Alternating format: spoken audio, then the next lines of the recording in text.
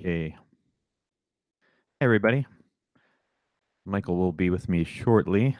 I'm just kind of getting computer stuff set up. Can make sure my sound's good.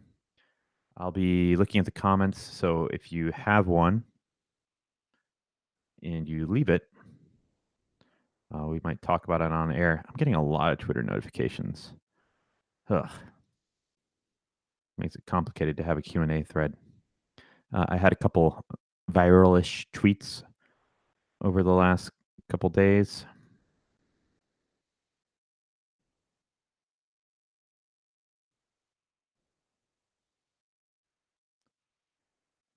Okay, we got one person watching. I'm optimistic with that Mike will draw a crowd.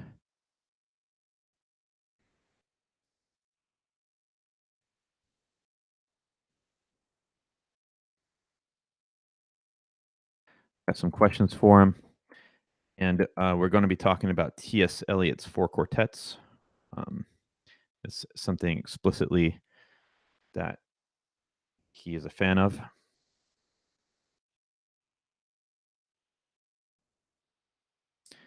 All right, up to 3 viewers now.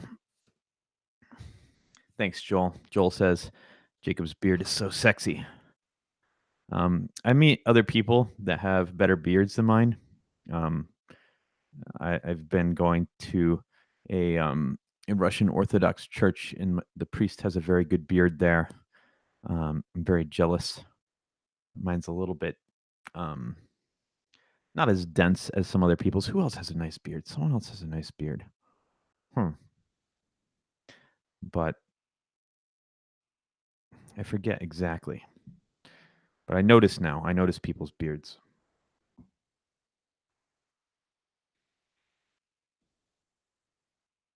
I feel like the beard has been a big part of my journey this year. It's new for me. I've never done something like this before. And I think it has something to do with embracing my masculinity and trying to be like Mike. Yeah. All right. I was just talking about beards because someone left a comment. I just got back from a trip in Hong Kong, and I went to a spa sauna, and it was a legitimate place, not like some kind of red light district thing. But I guess there aren't a lot of men in Hong Kong who have beards, and so a few of these Hong Kongers, they said to me, "You are very masculine." Yeah.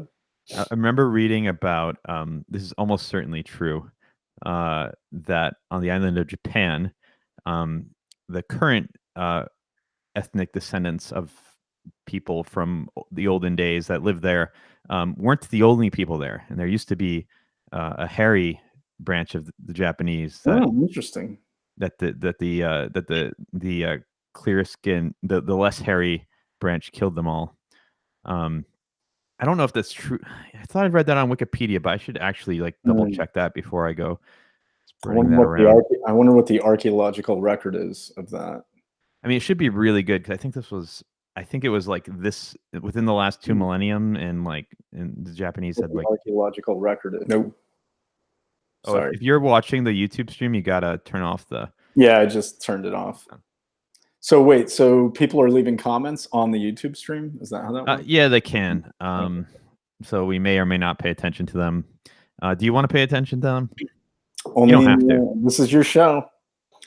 Tonight, my portion is brought to you by Chamomile lemon tea, the Republic of Tea, with lots of honey to soothe my throat on this smoky evening.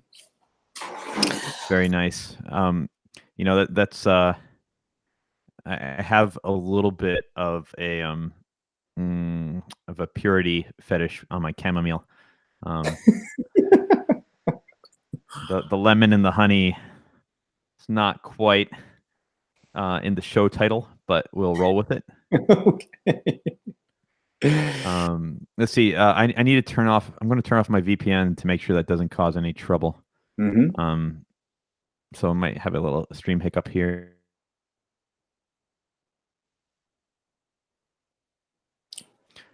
You sound good. I think I sound good. Okay. So let's begin. We Yeah, have our you got a chamomile. good quality mic. Yeah, I've been. I'm really good Cheers. at spending money on audio equipment, and video equipment. I'm less good at using it.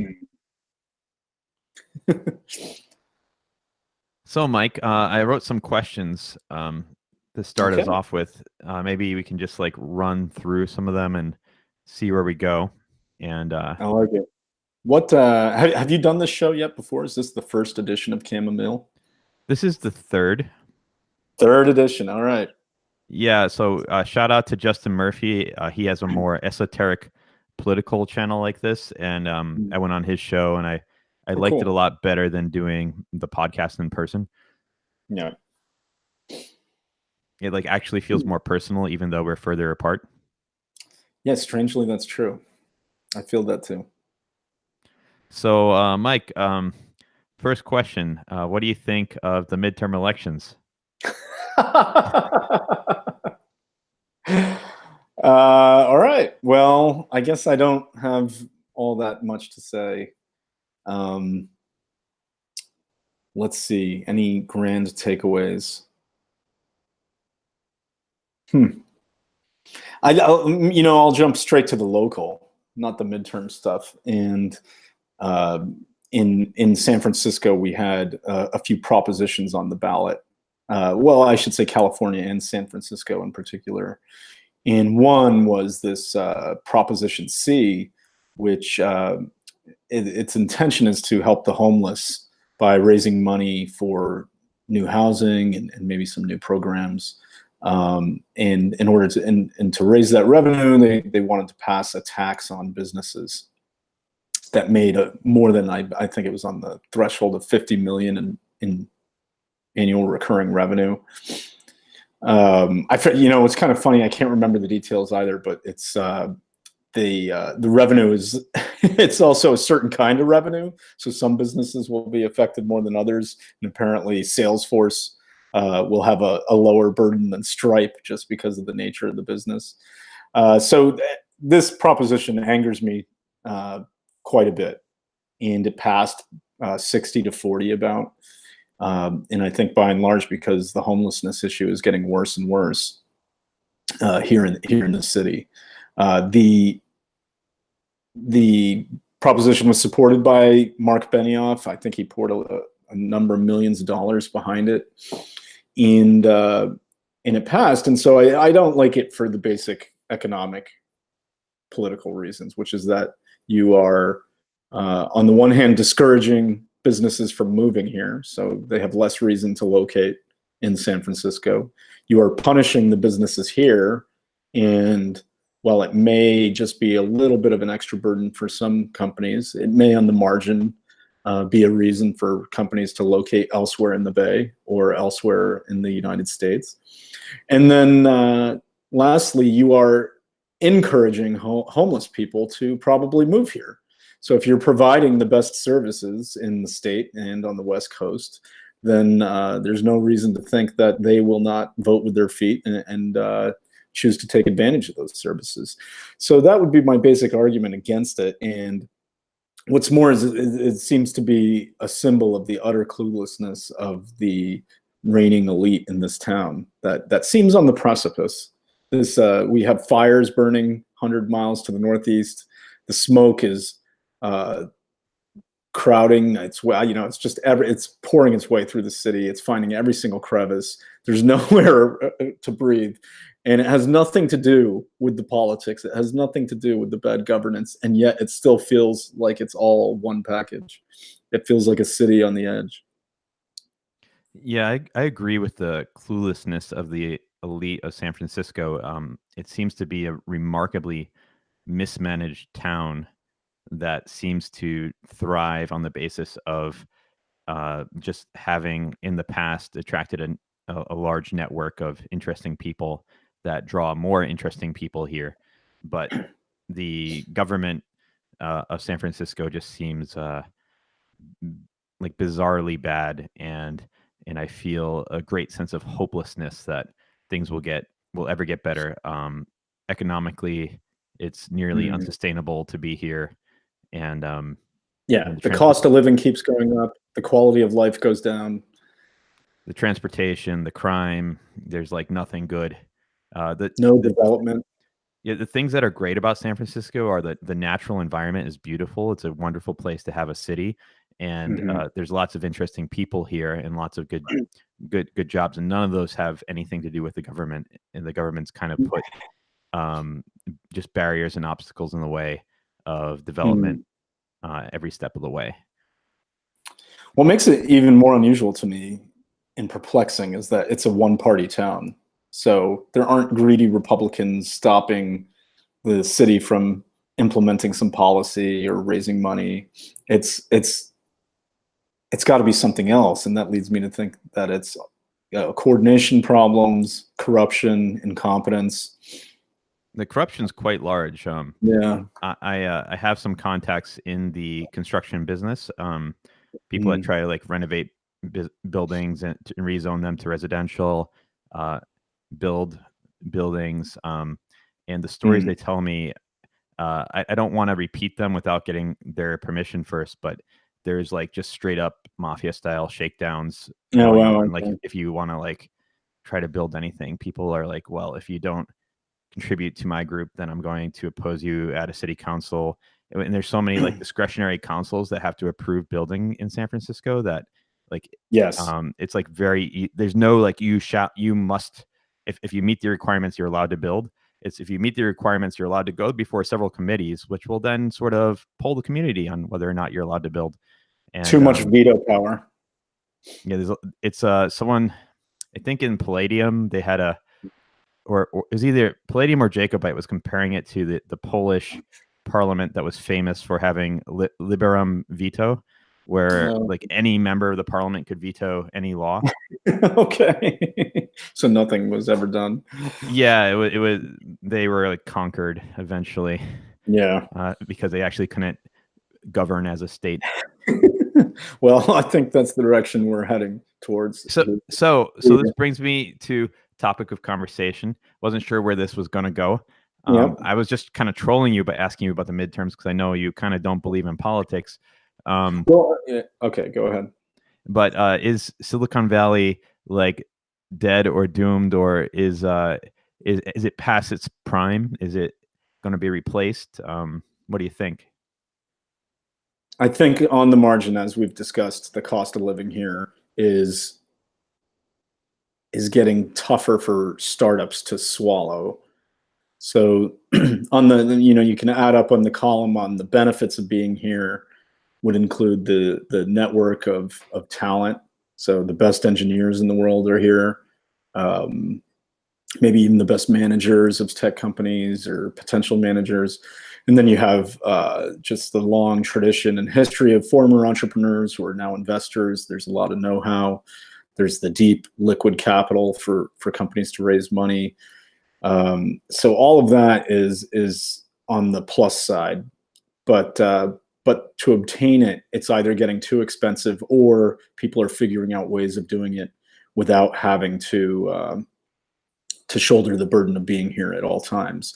And so what I think we're going to start to see are two things. One are more and more startups will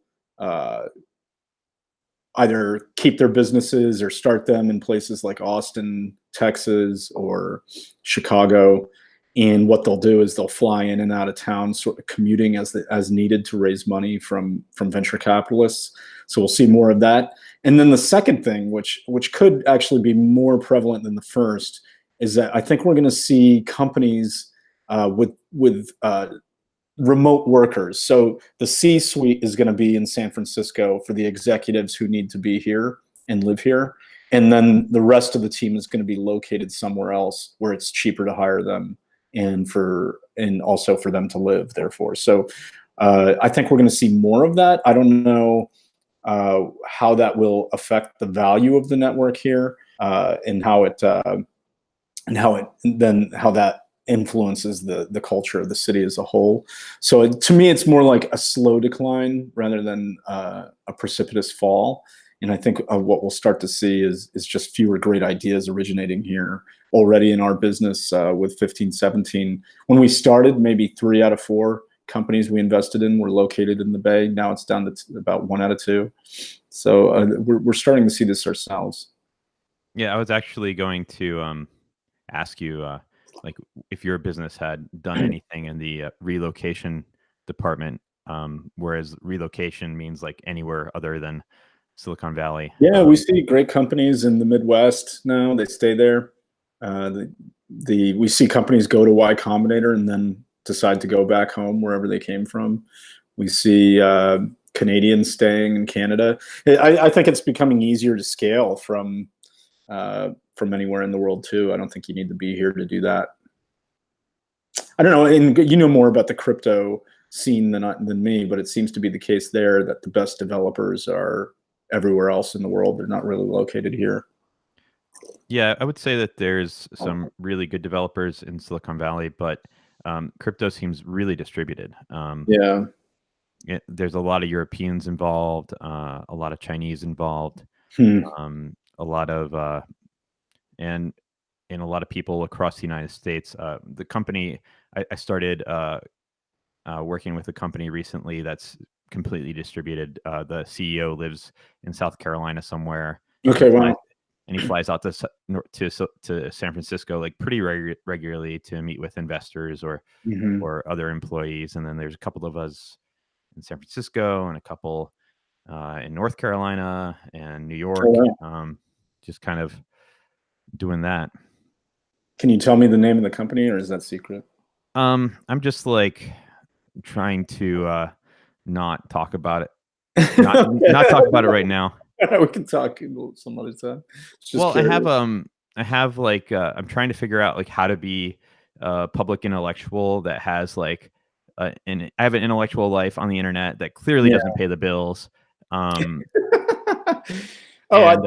of the midterm elections and this issue, I think you know Tom Courier. He's a older, he's an original Teal fellow, and I'm friends with him and actually investors in his new company, Cabin. And Tom has these wonderful Facebook posts that run the gamut from, you know, crazy ideas to like new age sensitive thoughts on how to love yourself. And he had one post about the election in which he said he thought that voting required too much time. He didn't have the time to learn about the issues. That's how he felt. And then he's changing his mind because there's something something exciting about participating in this joint project of electing a new set of politicians. And I had to weigh in the comments, and I said, encouraging people to vote when they're probably irrational and ignorant is similar to telling people who are drunk that they should drive home. And in fact, maybe the best form of paternal libertarianism, the best nudge we could give along these lines would be to discourage people from voting. We should not encourage them to vote if they don't know anything. So that's my comment I left. And then in the thread, I don't know who these people were. They started piling on. One guy said he was disgusted that I had even suggested. So that's fascinating. Yes, it reached the level of disgust. That made me laugh so hard. I love getting that kind of reaction. And then a couple days later, I was talking to the founder of another company that we work with, and he was saying he saw my comment, but he couldn't like it because he didn't want anyone to know that he supported similar views. I thought that was interesting. So he went so far as to avoid liking a comment in a Facebook thread because he didn't want to, even though he agreed with me, he didn't want to be publicly associated with the view. Yeah, that brings up thoughts I have about just the current intellectual climate, which are mostly I'm mostly very dismayed by. One, we have preference falsification, which is a lot of people they feel like they are too scared to show their true colors. So they'll either stay silent or they'll pretend to support a position, or they'll give off the impression that they support positions that they don't, just to get by. And I hear that a lot with people that agree with minority opinions, like just being scared to voice support for that.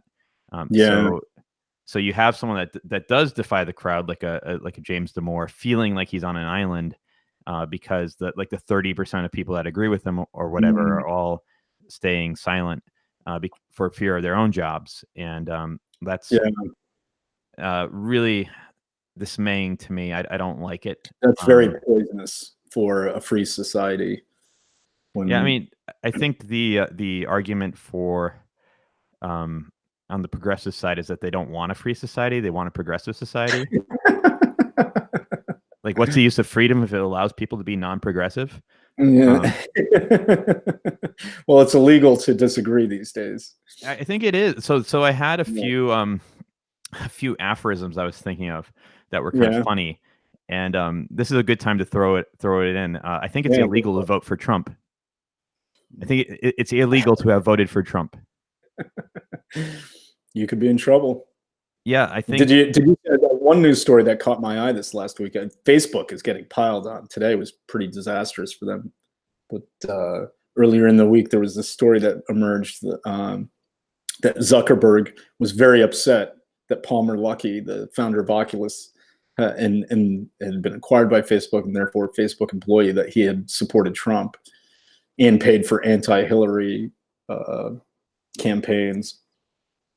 And then one of the quotes that grabbed my attention was Zuckerberg was trying to convince Palmer Luckey to tell the public that he was supporting Gary Johnson.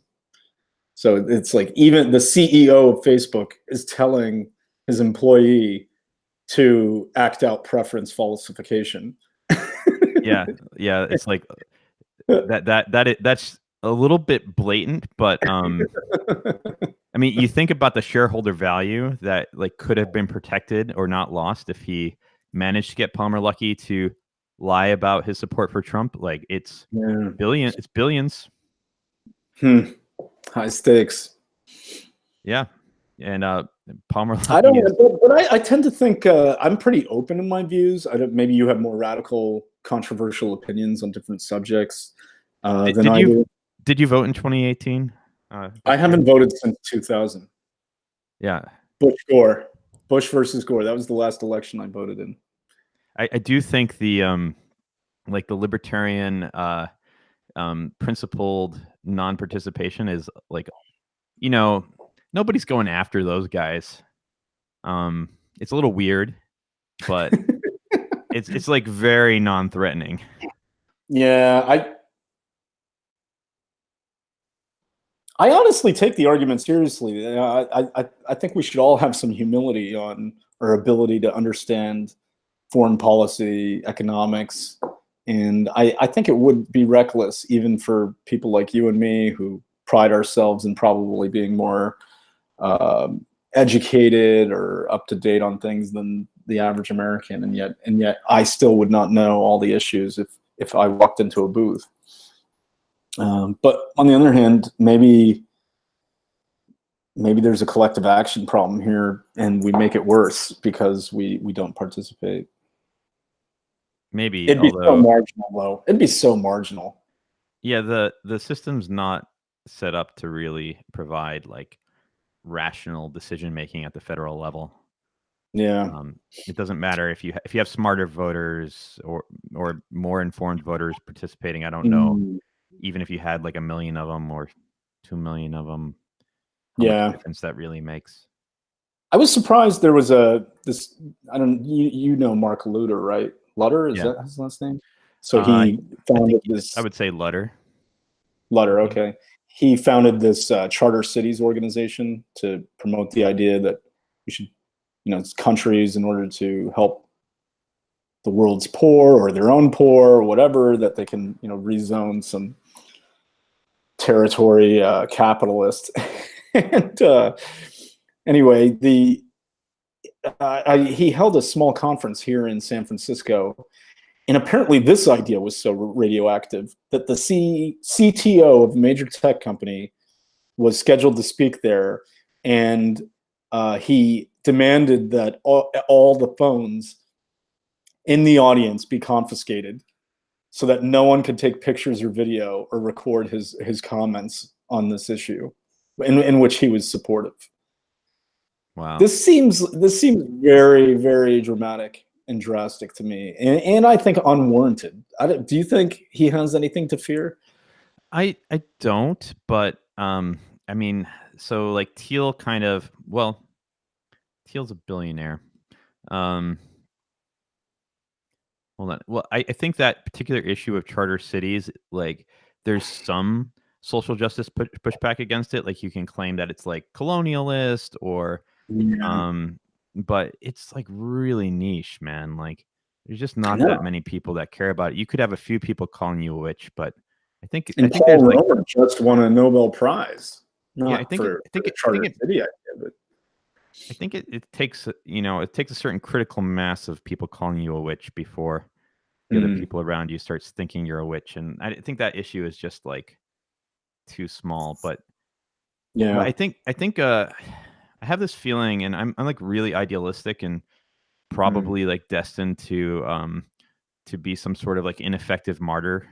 But like I see like what Jordan Peterson's doing to speak his mind publicly and boldly, and I think it's the Mm. public good.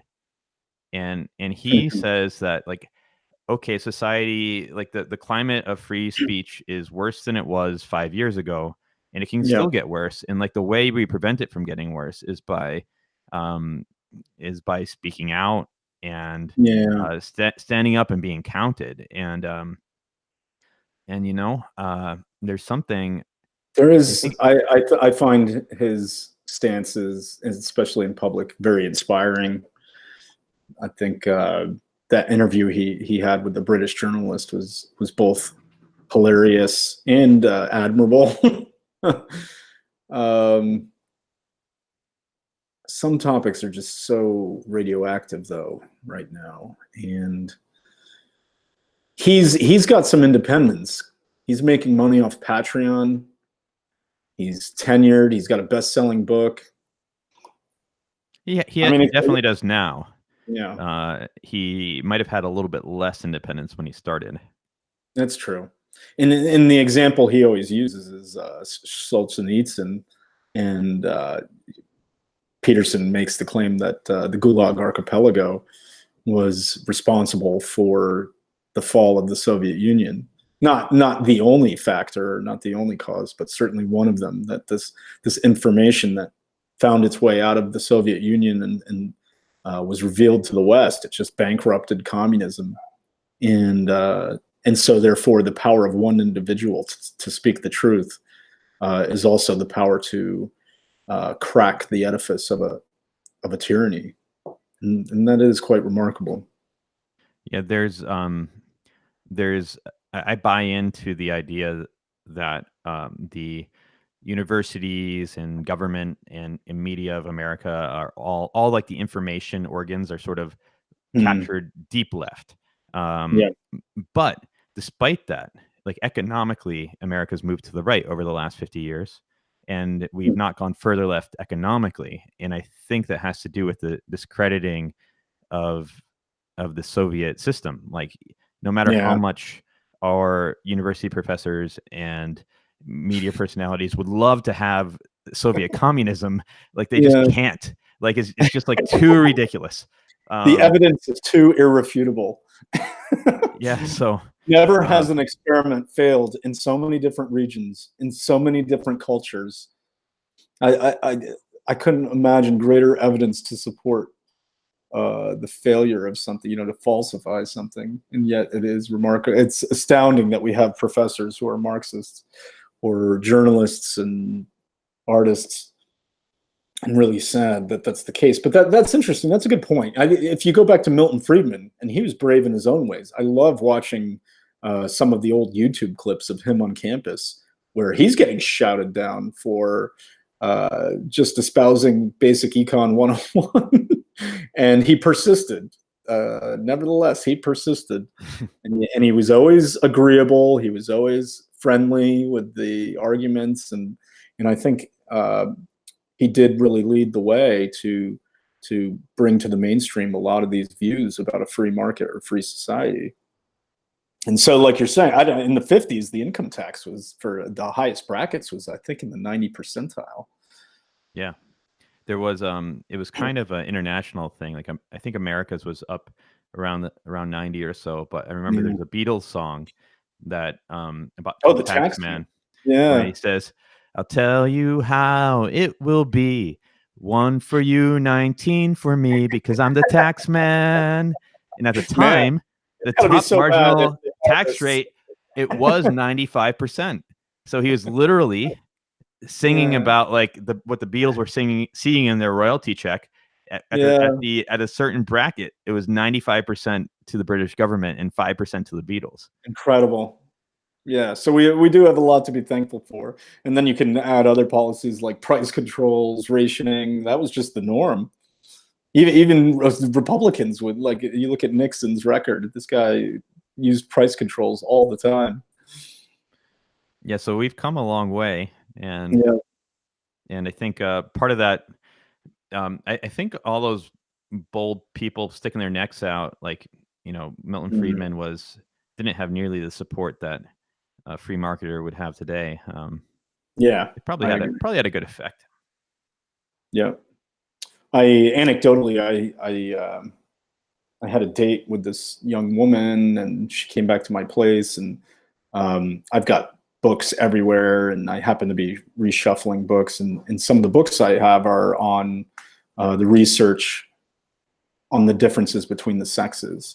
So this guy Roy Baumeister, I think is his name. He's a professor of psychology, and he's written on male sexuality, female sexuality. So like this, long line of research, and he has this popular nonfiction book. The title is "What Men Are Good For." What are men good for? But it was the subtitle that flipped this young woman out. The subtitle said, "How Societies Thrive by Exploiting Men." And she read this subtitle. She picked up the book and she just started screaming, "What the fuck is this shit?" And I said, "He's a psychologist. He's writing on a topic that's, I think, of great interest. And this is just research."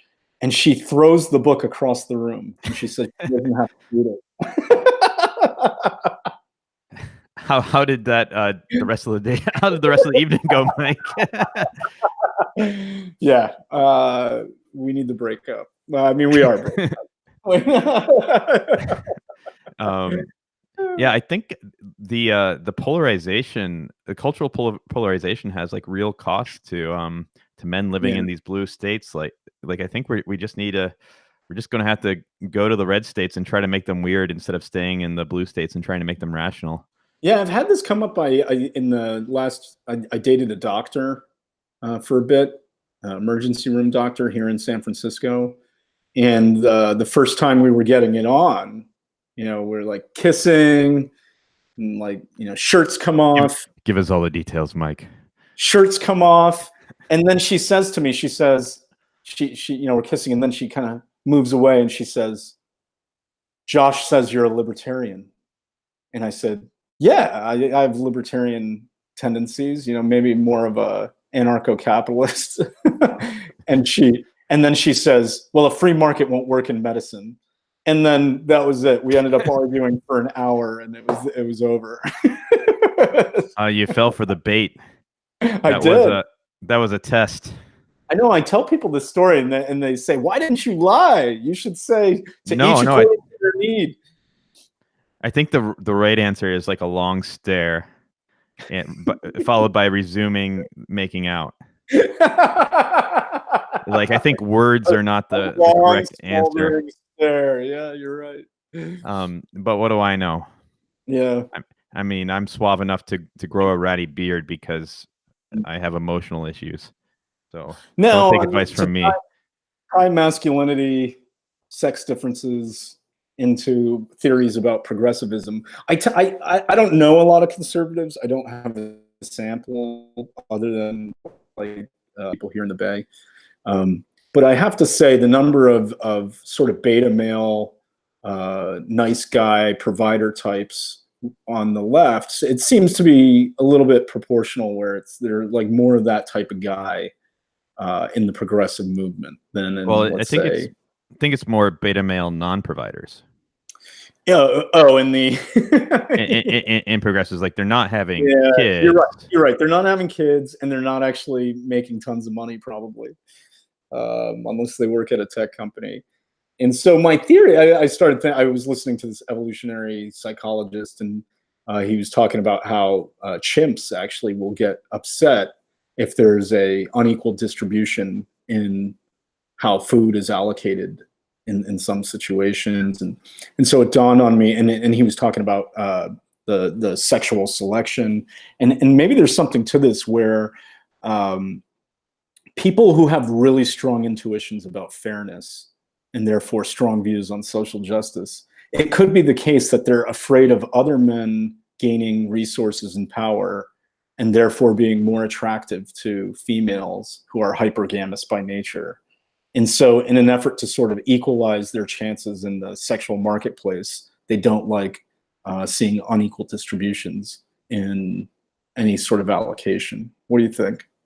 So the idea is like you pull down the top chimps to it's keep anyone from getting out of hand. It's a revision of Nietzsche's origins of morality, where the slave morality, the beta morality, is actually due to sexual selection, where they feel they will not have a chance in the sexual marketplace if some men have more power and resources than others.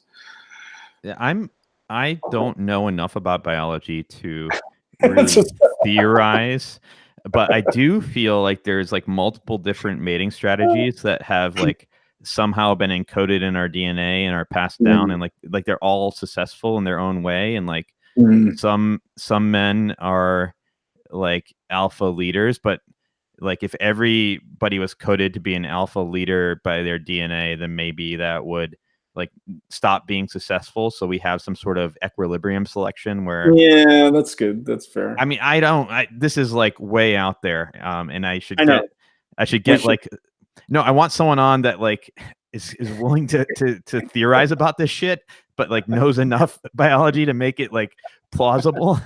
But yeah, maybe like some of us get the male feminist gene, and like the male feminists, like their mating strategy is to like disappear among the women and seem really non-threatening, and then maybe be like a shoulder to cry on in times of crisis, or the last men left if they sabotage the alphas and the tribe gets taken over and it's the apocalypse, then maybe some of the women will sleep with them.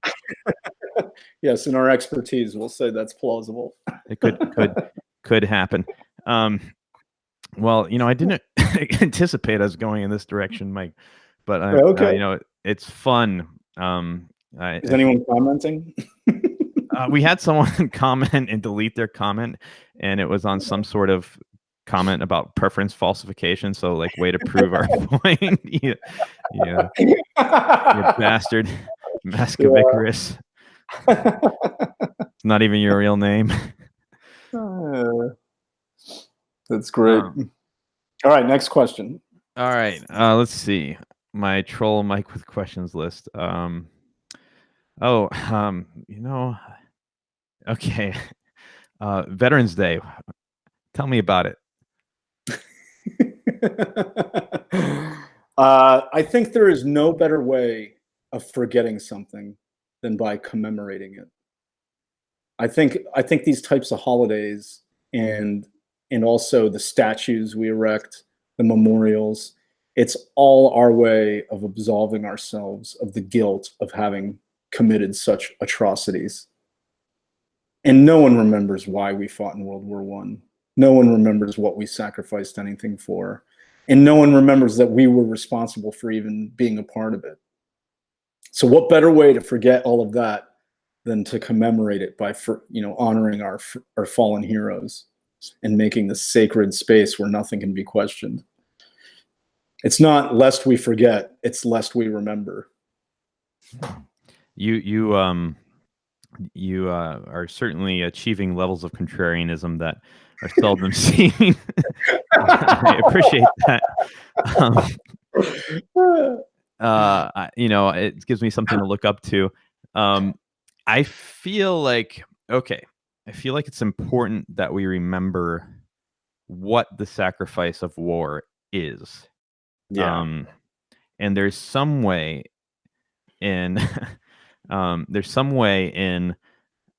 how we talk about veterans. Like I went to a Veterans Day ceremony in San Francisco, and we honor veterans and we thank them for their service, and we're very but it's like a little bit too unnuanced of a message. Like there is something incredibly brave, bold, masculine, and about being a soldier and willing to go to war to protect your country. But we say those words, and most of our wars were not to protect our country. And so Right. what I'd like to see, what I'd like World to War see, II is what I'd like or to is it? see. Oh, I'm sorry, we're cutting in and out, and I'm talking over you. Yeah. You Go. go. Sorry. No, you go for it. Yeah, I'm feeling full of passion. Yeah. What I'd like to see is something that honors and commemorates and really drives home like how big of a sacrifice it is, but without unconditionally sort of praising all of our nation's wars. Yeah, right.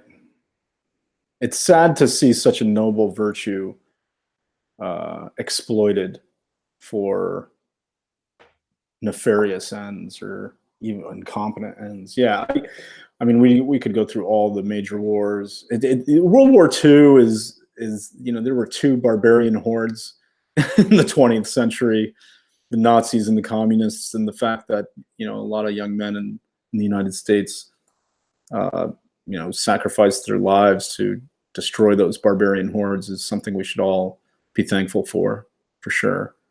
On the other hand, I was in Hanoi maybe 3 weeks ago, and one weird aspects of that city is you're walking around and then you turn a corner and you see a mural, and in the painting it's honoring the artillerymen who shot down the American imperialist planes, and they've got these pictures of American planes blowing up in the sky. Danielle Strackman and her partner were walking around, and they happened to walk right by the spot where John McCain had been shot down. And there was a picture of McCain up at the spot and commemorated with him raising his hands, right? And so I don't know, being in Vietnam led me to think more about that war, and it just seemed to me that we had no business being there. And then you think about we're at war in Afghanistan for the last 17 years. So many people have thousands of people have died, and what for? And it's sad to think that people, as I said, they possess some honor and virtue, and then it's exploited by a system that they don't really understand.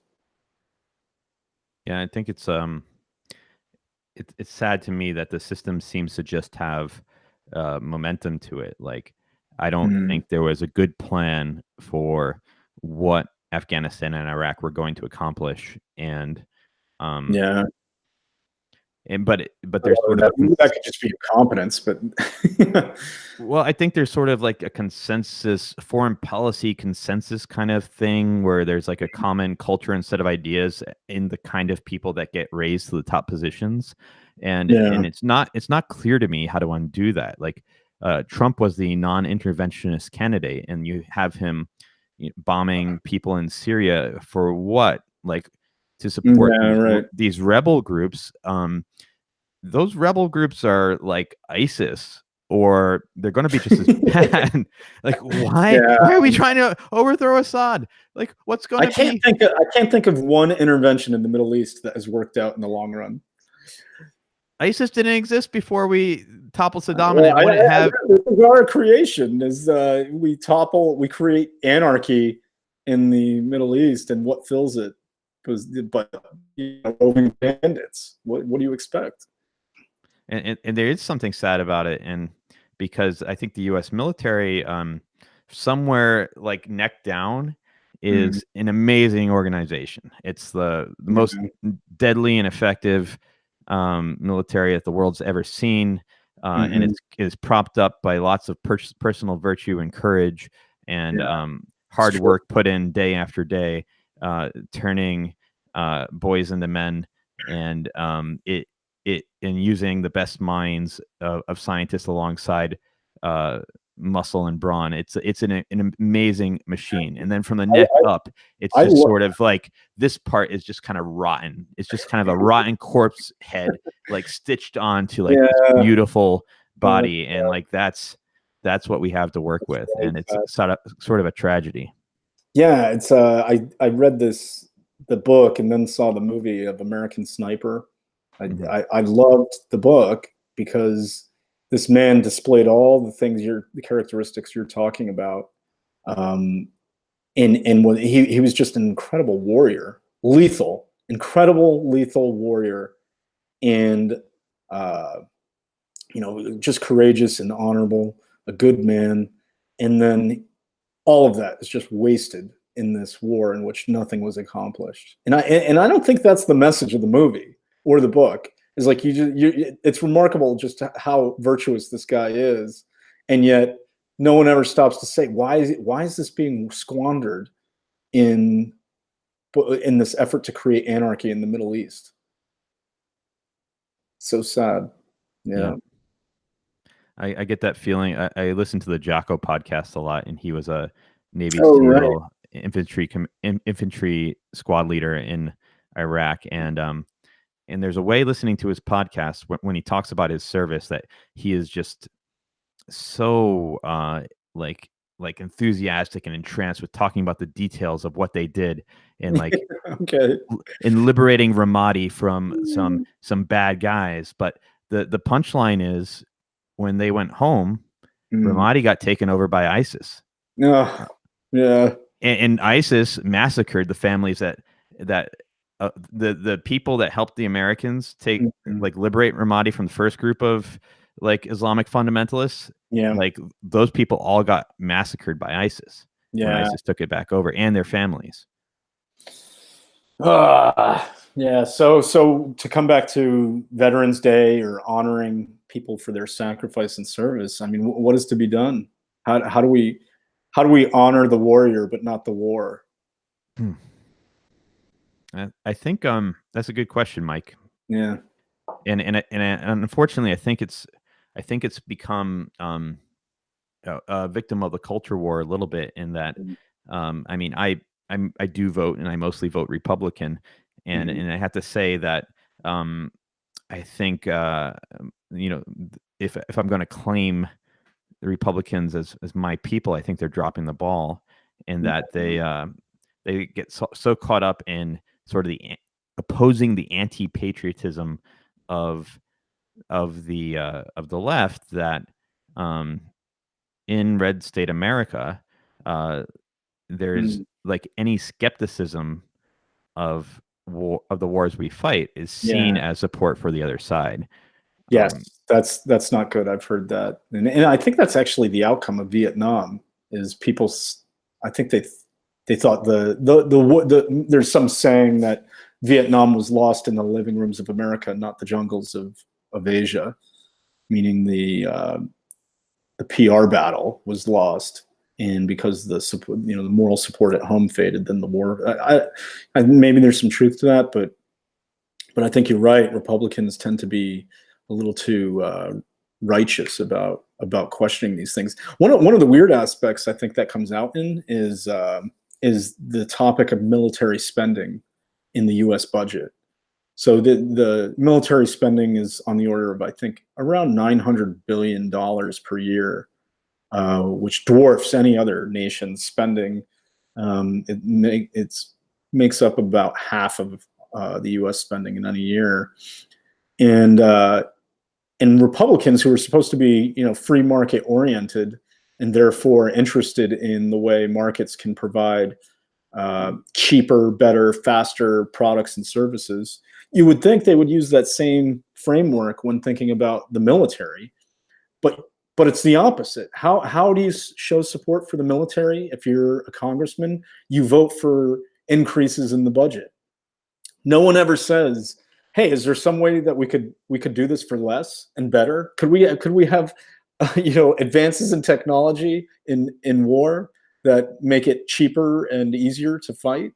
No, like to even ask that is seems sacrilegious to some people. And in presidential debates, you see it all the time. They're like, "Oh, I'm a hawkish president, and I'm going to increase. We need to help our men and women who serve us, and so on. And we're going to give, raise money to do this, and so on." It's like, what? Yeah, unfortunately we've managed to like glue on a popularity contest.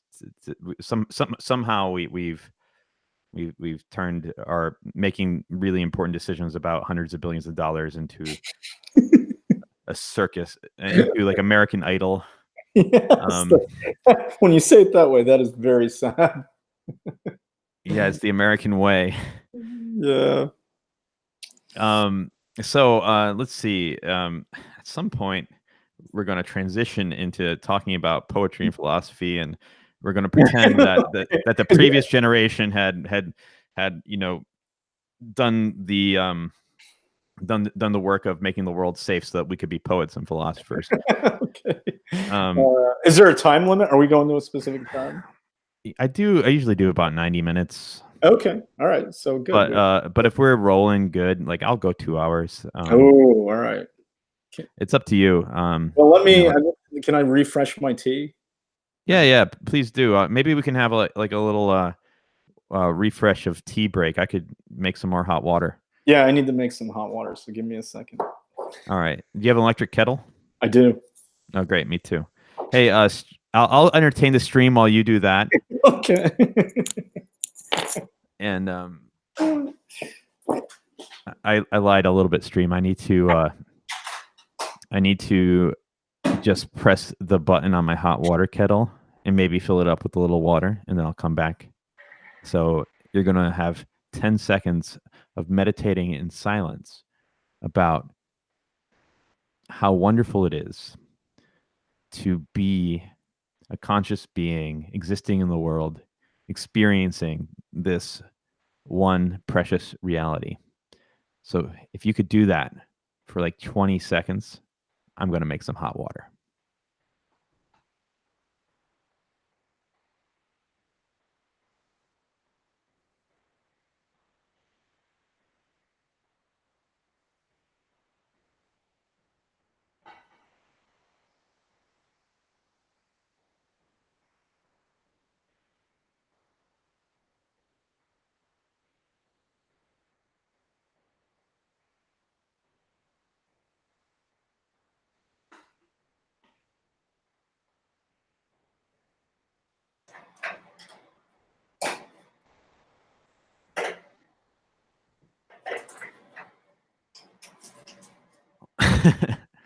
Talk amongst yourself. I'll give you a topic. Are you a friend of Mike's, Ashley? Or there's a lot of people here that I don't recognize in chat. I think they're all Mike's friends, I'm guessing. Either that or you're following me or Mike on Twitter or something. So I got some hot water making. Mike does too. What would you like for me to talk about to keep you watching and not going anywhere? Howdy, Kermit. Joseph, if you drink a lot of tea, an electric kettle is very useful, but there is something delightful about if you have a gas stove, putting an old-fashioned kettle on the flames. It takes longer. Oh, why chamomile? Well, one of these episodes I will talk about my history with chamomile, but it is it is the place in my value system where I become a raging hippie. Chamomile is the sacred taste, the first taste to ever come into existence. In the beginning, there was a taste, and the taste was chamomile. And chamomile has the power to unite people. And I have a sacred chamomile ritual that I would do, but I can't do it if someone has a corrupted chamomile like Mike has, since his has lemon. Okay.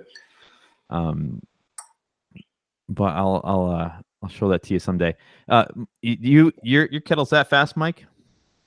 Yeah, I didn't have. I only put a little bit of water in, so I have a small cup here. We have to keep it light for another 20 seconds or so. My kettle's still working. Okay. Well, I received a text from someone who was listening, and they said that their girlfriend didn't like our topic of conversation about being persecuted for our views, and so he had to turn it off. Wow. So we have one deleted comment by like some coward, and then we have someone that has to turn us off because we're too spicy for his girlfriend. Too spicy for his girlfriend. Lady, I can't even. What have we said that's controversial? if your boyfriend will turn off a YouTube live stream because you're offended, then he's going to cave to everyone else in the world that wants him to do anything. The ultimate shit test. Like you've got a beta on your hands. I'm sorry to inform you of that. It's not the kind of guy you want to be dating. You want a guy that if you ask him to turn off that live stream, he's going to look at you. He's going to look back to his live stream, and he'll make it up to you later. All right, I have hot water. All right. So I will entertain the stream for anyone who's listening. Let's see, what can I say? I'll talk about one thing. I'll go back to the comment about city organization. Having been in China, there's this one area in San Francisco. There's this building on 18th and Mission that has been dilapidated, falling apart for years. I want to say 5-6 years, as far as I know, maybe longer. And the city is in a housing crisis. It boggles my mind that this is left fallow. And yet, when I was in China, it was just so clear that they build and build, and there's no way they would stand for having this shithole building left in the middle of a bustling city. There are so many like fallow plots of lands and like abandoned buildings in San Francisco that you just can't build. You just can't. Nobody can get approval to like renovate them. Yeah, and the rent's fucking $3,000 a month. Oh my god. Well, maybe this is why charter cities are important. Because if we can't, eventually, maybe there's a life cycle to every city where the vested interests become too strong, the veto power too great, and nothing. That's Manker Olson, by the way, the economist. Yeah. Oh, right. You're right. That was his theory? Was either you need an institutional reset or you need to start over somewhere else. So maybe we can get a charter city proposition on the next California ballot. Is that something we can do? Yeah, that would be fun. Oh my god, this is all right. We got an action item out of this conversation. In 2020, we're going to try to get a proposition for the creation of a charter city in California. Yeah, Mark. I'm sure Mark will help with that, and the George Mason guys. Yeah, right. We'll put democracy to work. Yeah.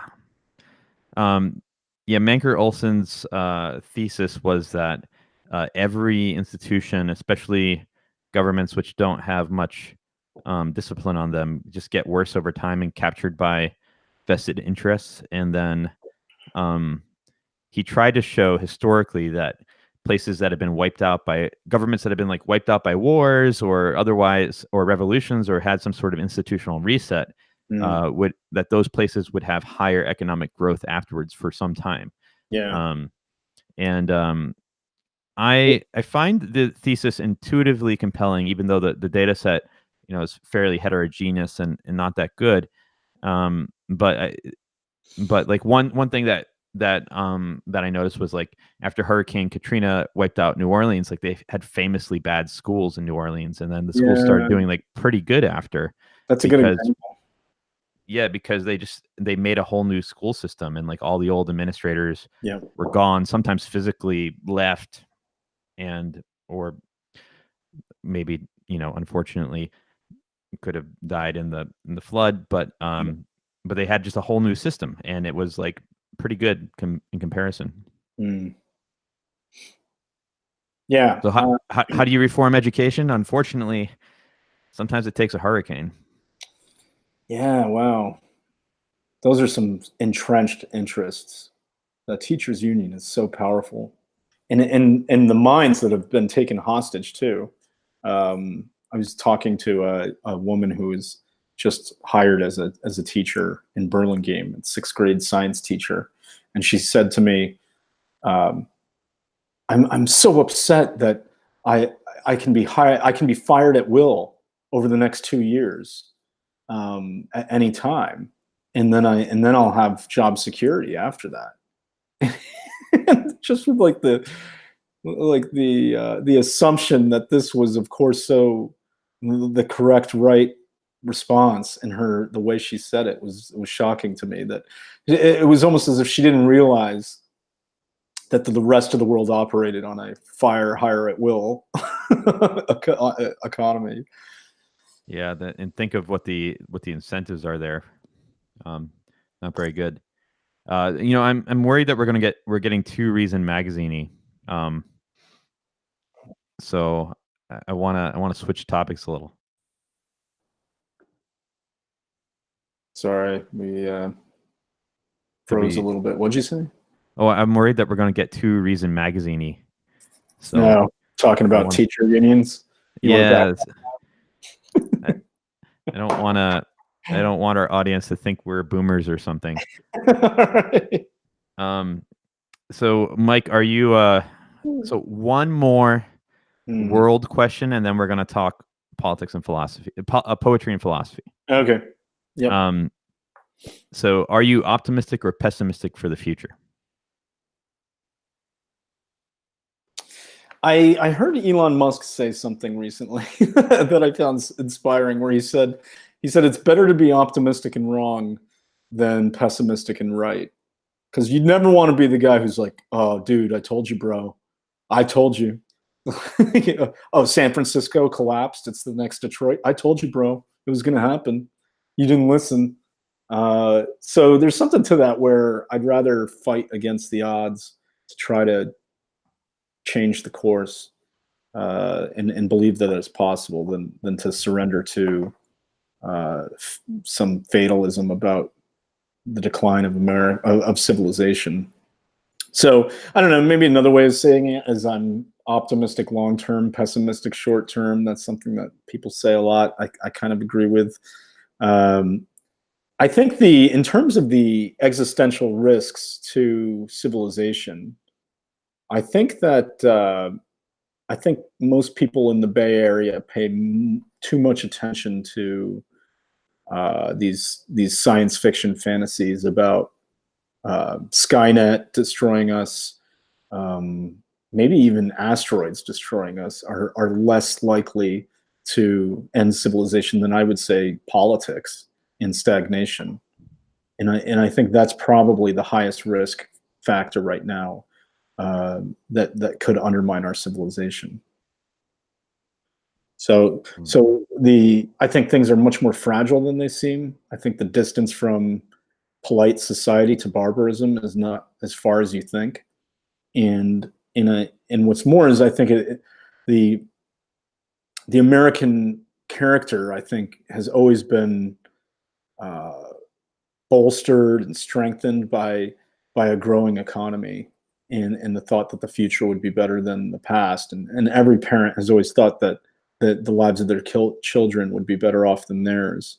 And not because they worked hard or because they chose better careers, but just because all the boats were lifted in America. It's just part of the way of life.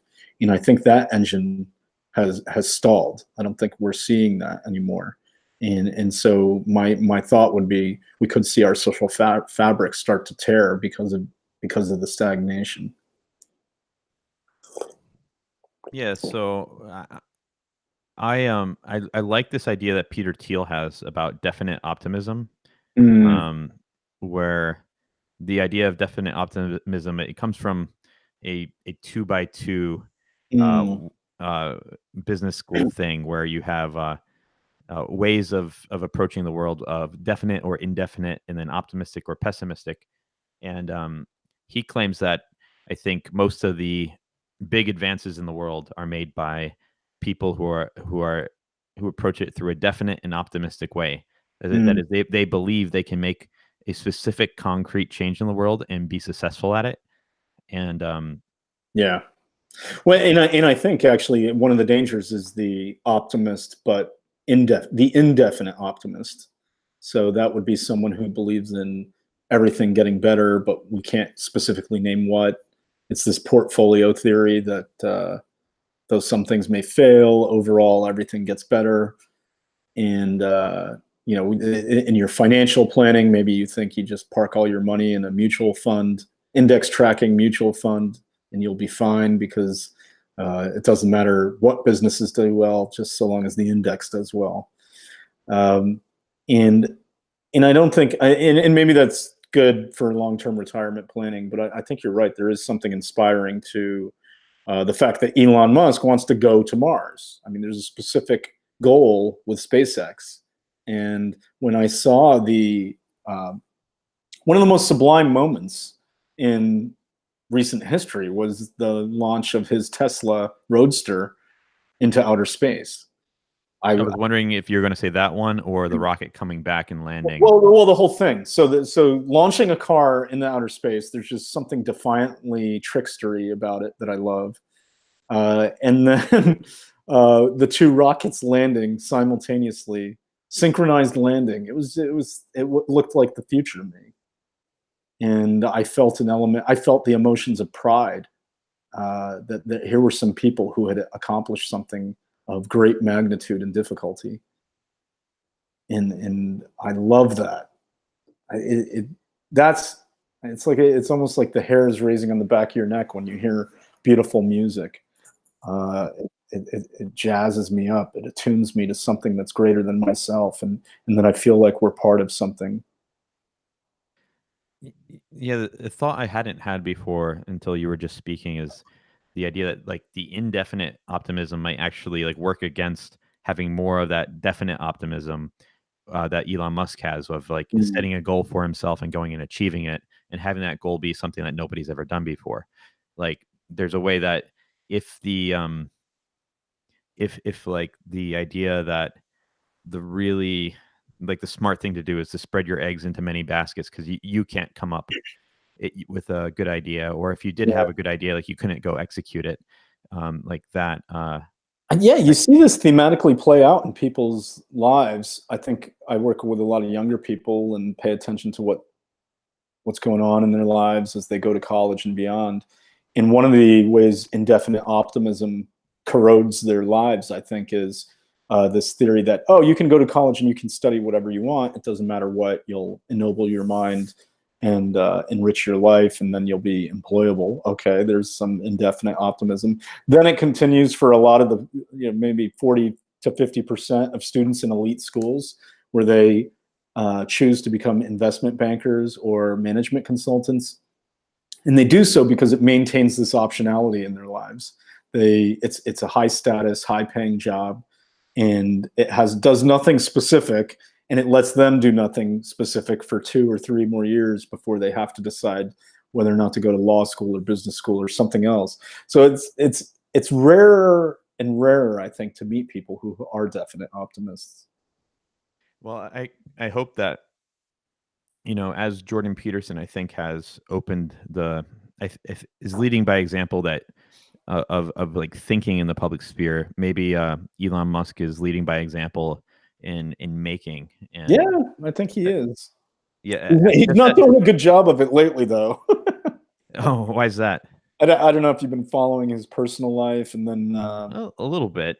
yeah, I don't know. There was some like girls who were like gossiping about doing drugs at his house, um, and then what was it? Oh, it was the Twitter controversy about taking Tesla private, and the SEC scolded him and fined him and so on for his blasé comments. So What's weird about Elon Musk is that it seems like his personal culture is about 10 years younger than he is. yes. Yeah, I think he's like 10 or 15 years older than me, but he would fit. It seems like if he wasn't famous and rich, like he'd kind of fit in my crowd Yeah. culturally. Very much And there's a way I feel a little neotinous because I'm really into like the dank memes and stuff. And that was a good term you used, neotinous. What was that? That's a great term you used, neoteny. Yeah, like I'm into like YouTube creators and dank memes and like Elon's memes are like a little stale, but they're not Yeah. that stale. They're about as stale as like someone my age should be getting from like the more mainstream Reddits or like some sort of aggregator site that gets the old memes, the old stale memes. But so that's interesting, and I bet you I'm not surprised that he does drugs. I know he smokes weed. The taking Tesla private at 420 was a dead giveaway. If you didn't know before then, but Yeah. I mean I've heard stories of Sergey Brin like tripping balls at Burning Man in a Really? bunny costume. Well, that's the rumor. that Okay. the rumor is that yeah, that someone I knew I met at Burning Man said that they saw Sergey Brin Yeah. walking around in a bunny costume with his pupils as big as saucer plates. And so the question is like why is that? I think there's like this this idea that to be successful you have to have a certain kind of seriousness, and some of this more creative work it might actually get in the way. Yeah. And also that vein of like serious and effective culture, it probably was like being developed in certain places at certain times, and it's probably like pretty tapped out. Like it's probably a relic of like a bunch of creative people that made the modern world, like going to MIT in like the 1970s. Okay. And they had a certain kind of culture. Actually, Yeah. they've been tricksters for a long time. But they were serious about getting shit done. But nowadays, like the people who can get shit done, like they're coming out of like more of a, I mean, for better or worse, like Burning Man's affecting all of us. Do you think all right, yeah, okay, question. Does Burning Man and its culture, and maybe it's some of the activities, whether it's psychedelics, do you think that helps the creativity of Silicon Valley at this point? Or is it has it lived out its cycle? It's hard for me to tell No. because I have my personal relationship with Burning Man, where I was like super hype on it in 2012 when I went for the first time, Okay. and now I've become somewhat jaded and don't feel like I get very much out of that anymore. Okay. A full week there would be a lot. Yeah, so now so nowadays I have this opinion that like, oh, it's overdone and you don't need it. But if you talked to me 5 years ago, I would have probably said something like, I bet you like Burning Man has had a huge influence on Silicon Valley that we barely even know, because for 30 years people have been going in the desert and doing this stuff. It's been Yeah. full of creative minds, and you go there like a normal person and you see all this creativity around you and you become like inspired to create yourself. And It's always about the bursting of the dams. I had all this repressed creativity, all these rules, and then I met such self-expressed people on the playa, and such love and authenticity. there's something that I still value about Burning Man, and that Mm. is, I think there's something really cool about the culture. Yeah. Um, but like just how people treat each other really Mm. nicely and provide for the public, and you can have a great time without having to pay uh, for like every little bit of fun that you Mm. have. Whereas Yep. if you're in a city, it's like you just gotta pay for every little bit of fun you have, and it's like just impersonal, you know. Yeah. Um, so there's something I really like about like Burning Man is a high trust society, and I don't get to live in a high trust society most of the time.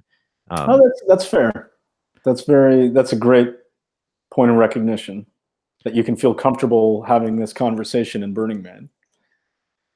yeah. So, uh, but as far as what was the original question? Like, do I think it's having a positive effect on like Silicon Valley Well, one culture? thing I worry about is the way, um, and I think it's in this cluster of ideas, is I think the turn inward, and that can be with the aid of psychedelics, or it can be through the practice of Zen Buddhist meditation.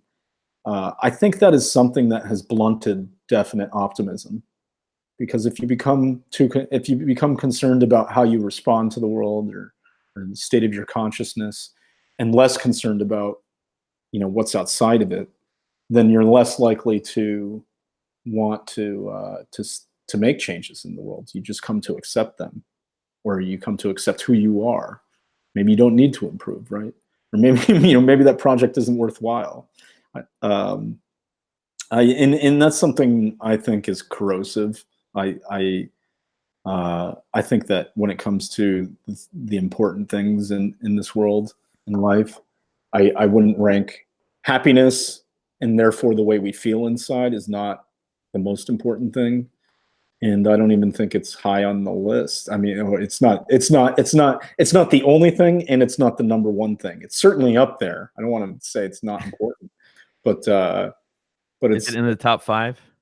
yeah. In my worldview, it's in the top five. But then there's also just what's real in the world, and we don't have to get philosophical about what's real or what's not. It's like, but actually achieving things matters to me, and I can't provide a convincing philosophical defense for why I think it's important that we become a interstellar species.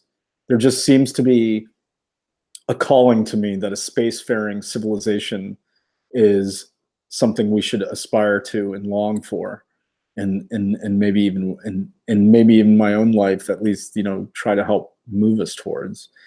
And if you ask me why is it important to get off this planet, I might be able to provide reasons like, oh, one day the oceans are going to melt or boil over, and or an asteroid's going to hit Earth, and we'll end, and at the most extreme the sun is going to burn out, and there won't be any life left. And then, but there's this infinite regress where eventually the universe comes to an end. Probably, there's some ideas about how the universe will end, um, and eventually Some maybe, say in fire and some say in ice. to quote Mr. Frost. uh, and so therefore, if it's all going to end, then maybe it doesn't matter if it ends now. I don't know. What do you think? So I appreciate the second hot take that you've given us of this cast, which is that you are not okay just the way you are. Happiness isn't important. It doesn't how you feel doesn't matter. Go out there and make things happen. But I'm pretty happy that Elon Musk isn't happy with himself just the way he is. Right. I do feel that it's a little bit of a false dichotomy, Okay. in that Enlighten me. yeah, I think people just like to do things and they Hmm. like to be useful. So if you had total self acceptance, there's probably still like you would accept the part of yourself that wanted to go do things. Like Elon Musk describes himself as having just a ton of energy and like a ton of ideas from like a Yeah. very early age. And That's good. I like that. So that it's a second order self-acceptance. yeah, I think even if he was like really happy, which I don't think he is, but even if he was really happy, I think he would still do a lot. Yeah. Maybe not as much though. Like I don't know. I wouldn't want to. I wouldn't want to The risk monkeying with that. With the that finely tuned philosopher system. Harry Frankfurt had this concept of second order desires, and it was really meant to describe like your desires about the type of person you want to be, and the type of person you want to be is someone who has very specific desires of one sort or another. And maybe you don't want to be that type of person. You want to be this type, and that would be a second order desire. So I kind of like what you're saying, which is this second level self acceptance, where maybe I'm the type of person who actually does do things and pursue things, and just as the bee builds the hive and the hummingbird looks for nectar, humans explore, and we should accept that. Yeah. For me, so I did this intentional relating practice Hmm. called circling, and I, I just had a live stream with the guy who runs that. But it's kind of one of these it's one of these acceptance kind of oriented practices where you're having a conversation with someone and you're just welcoming what is and you're trying to see what's there, like having a mindful conversation Yeah. and like in accepting what happens. But part of it is accepting what happens like inside you too. So you're having a conversation with someone and you might like you might have feelings of like aversion or anger or disgust with the other person, and like that's also so it's like this deep meta acceptance that we practice where like that's also part of the experience and that also gets voiced, and it's Yeah, that's fascinating. and so we do end up having like negative emotions and conflict and things within a circling session, even though like the like sort of the initial I imagine setup that is that acceptance. requires a lot of trust with your conversational partner, right?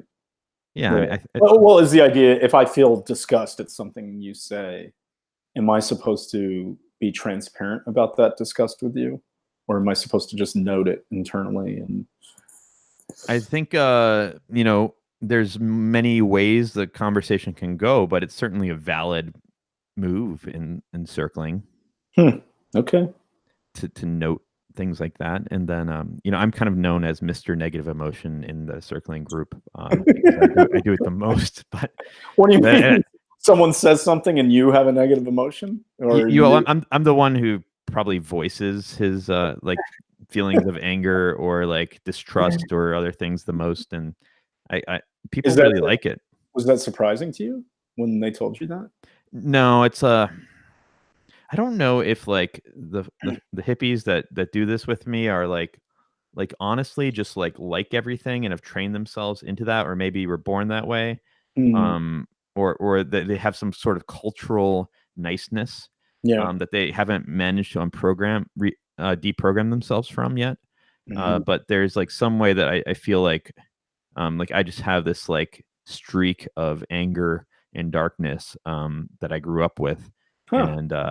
and it's just never gone away. Do you like heavy metal music? Yeah, heavy metal got me through my teenage years, and Really? Okay. Well, I still like it. huh. No, maybe that's just entwined in your DNA. Maybe, but this question of going inwards versus being outwards oriented is one that you know I do struggle with, Mike. Yeah. Um, Oh, you personally.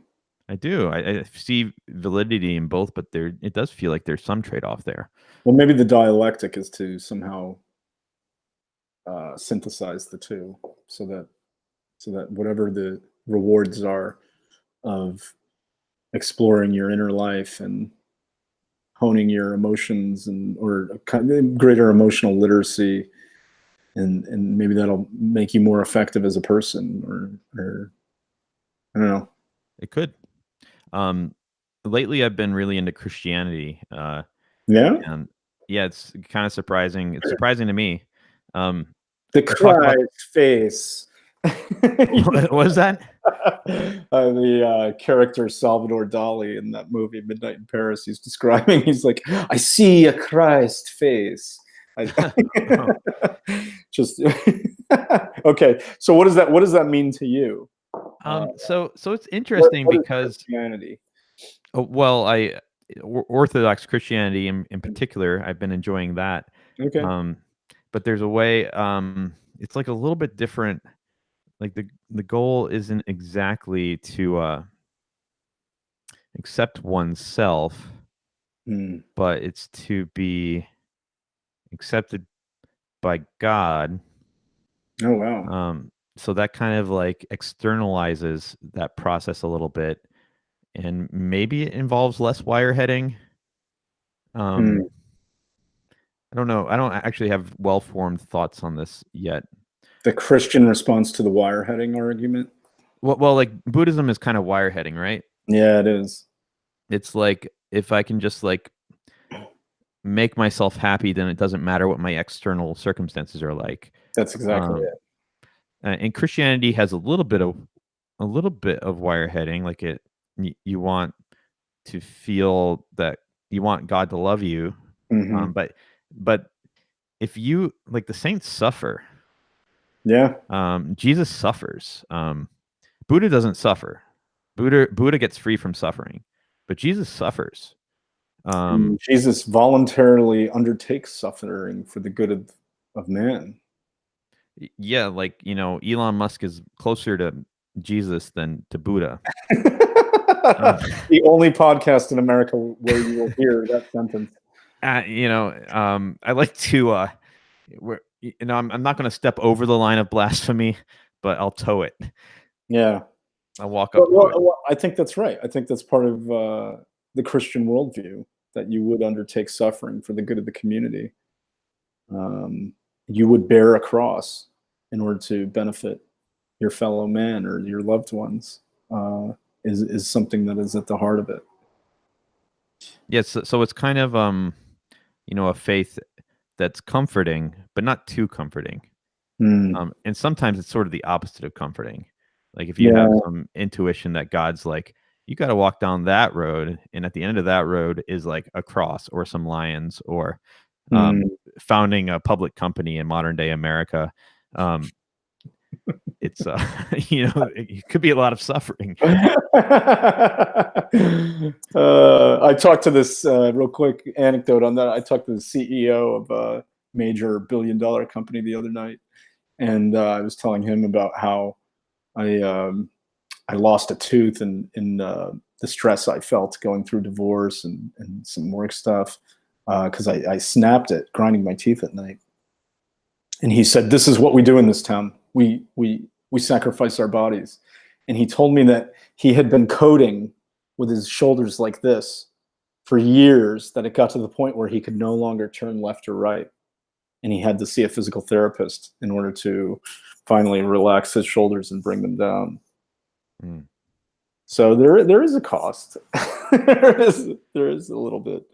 Yeah, Uh, and well, is the Christian idea a form of wireheading? I think the popular atheist view of Christianity is that they have it easy because they believe in an afterlife. So nothing in this world matters because we get to die and go to paradise. That's like some caricature of what Christians believe, and therefore, you don't have to do anything of it, to help the world out. yeah, it's not that easy. Uh, like if you genuinely uh, want to serve God, it's a terrible it's a difficult path. Yeah. The Bible talks about working out your Yeah. salvation with fear and trembling. Mm, I love the Kierkegaard book with that title. Tell me what you think of Job. What is the takeaway of Job? Yeah, I think that the takeaway of Job is trying to they're trying to make sense um of like how the world is full of suffering without how righteousness is not correlated with outcome, how there's randomness, and how like the world appears to be unjust, but they believe in an omnipotent God. So there's value to striving for the righteous life independently of any external or tangible rewards. Yeah, I think that is part of the. I think that's the point of the Book of Job. It's a few things. One, well, does Job walk away? I mean, do you get the sense that he has some sort of grace and integrity at the end of the whole thing? yeah, like he sort of refuses. You know, I was started rereading it. I didn't get all the way through, and I haven't read it in a few Yeah. decades. So I'm relying a little bit on like some potentially wonky readings of it, but Yeah. I believe he does not lose his faith, and one of his companions was kind of telling him to lose his faith, and he doesn't blame himself for his circumstances. Another one of the people that comes and visits him like tells him like, you must have done something wrong. Oh, yeah. And he's like, no, I didn't do anything wrong, Mm-hmm. and no, I'm not going to lose my faith in God. Yeah. um and but he was in distress the whole time. So there's some sense of Job definitely being an ideal to copy, but also God speaks to Job throughout the book, and God's what he says to Job is like, look, you can't possibly understand me. Like, I'm so far beyond your understanding. like you're suffering. You're like trying to make sense of your suffering. Like, where were you when I made the world? You weren't anywhere. So you don't understand how I made it. So you don't understand like why you're suffering. Of That's course, like incredible. you know nothing. And so that's kind of what God says. And so very antithetical to the Buddhist view that we shouldn't suffer. and so there's a sense that that the real answer to like why good people suffer is it's kind of a mystery. Yeah. And to know that, you'd have to be God. Hmm. And The problem of evil is something we just can't question. It's the Lord works in mysterious ways, and even some rotten man comes out on top, and financially we can't question, or the Holocaust. How can God let the Holocaust happen? I guess that's a mystery. yeah. So I want to make sure, like, we were both really excited about talking about the four quartets. Oh yeah. Let's see how much I can remember of some sections.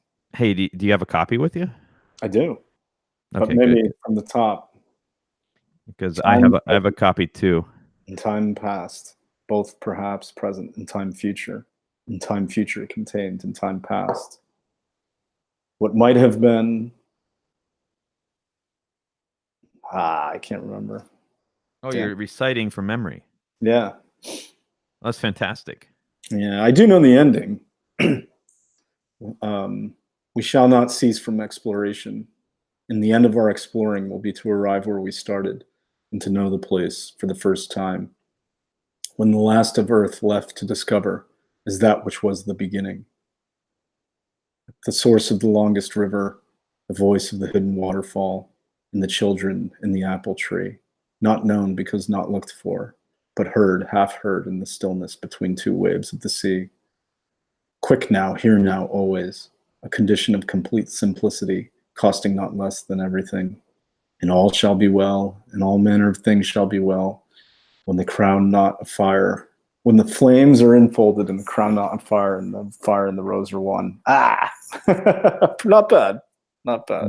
Not bad. I'd like to memorize the four quartets. I think that would be a fun thing to do. There's a wonderful recording of Eliot reading it out there. I enjoy his reading better than most recently Jeremy Irons, the actor, recorded a version.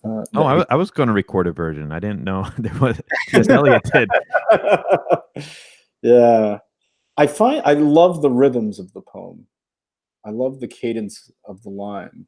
There's a mesmerizing aspect to them, I find, that fits thematically with this sense of being in and out of time. Well, I think for me, a lot of what the poem is wrestling with Mm. is the nature of time, Yeah. and what existence outside of time, like hints of hints of like what existence is like outside of time. Is he a Christian? Oh, very much so. Yeah. Yeah, I thought so. Yeah. Like Christians believe in something eternal, Mhm.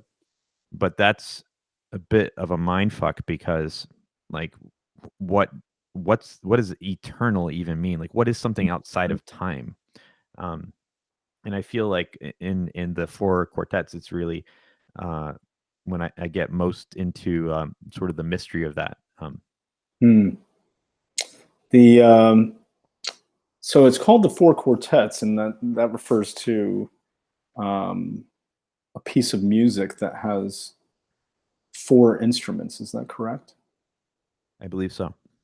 And so each of there are four poems that make up the four quartets: uh, Burnt Norton, East Coker, the Dry Salvages, and the Little Gidding.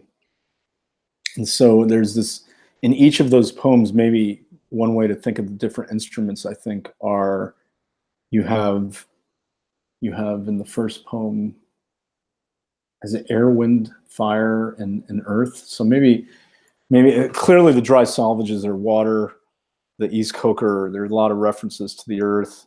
Maybe the Little Gidding, I guess, is air, and so um, that would leave earth, wind, fire, air. Am I leaving something out? I don't know. What are the four instruments, do you think, in the poems? Um, I want to. Would it be fire? Would the first one be? No, it wouldn't be. Maybe it They is. don't talk. They don't Oh, talk. Little Gidding must be fire. I'm sorry. Of course, I just quoted you a line about the flames being enfolded into the crown knot of fire.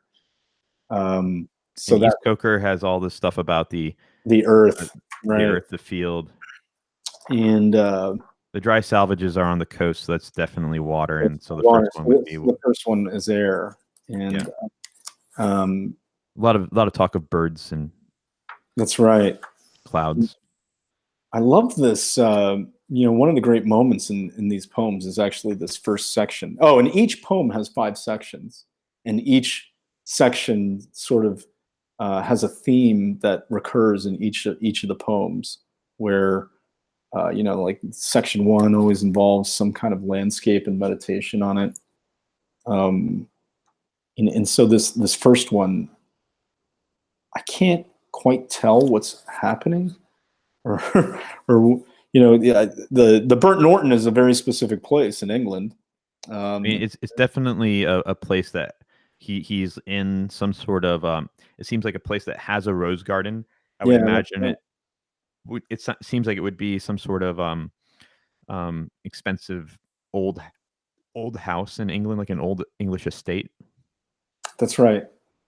And I think he actually walked in the garden, and I can't quite tell in some of these lines whether he actually means that he senses the presence of ghosts or of that timelessness. But it's almost like a hallucination that he describes here, where he says the unseen I-beam crossed, for the roses had the look of flowers that are looked at. They were there, they were as our guests, accepted and accepting. And I mean, is he referring to these presences? And he walks along this box circle. I've looked that up. It's like a design of a garden. And then he Well, looks into this pool. so in that phrase, they have the unheard music also Yeah. in the shrubbery and the unseen I beam crosses. Some, I mean, it could be like some sort of ghost of like past usage of the garden. Yeah, right. And that phrase unheard music occurs, I think, elsewhere, right? And then dry the pool, dry concrete, brown edged, and the pool was filled with water out of sunlight, and the lotus rose quietly, quietly. The surface glittered out of heart of light. and they were behind us, reflected in the pool. Then a cloud passed, and the pool was empty.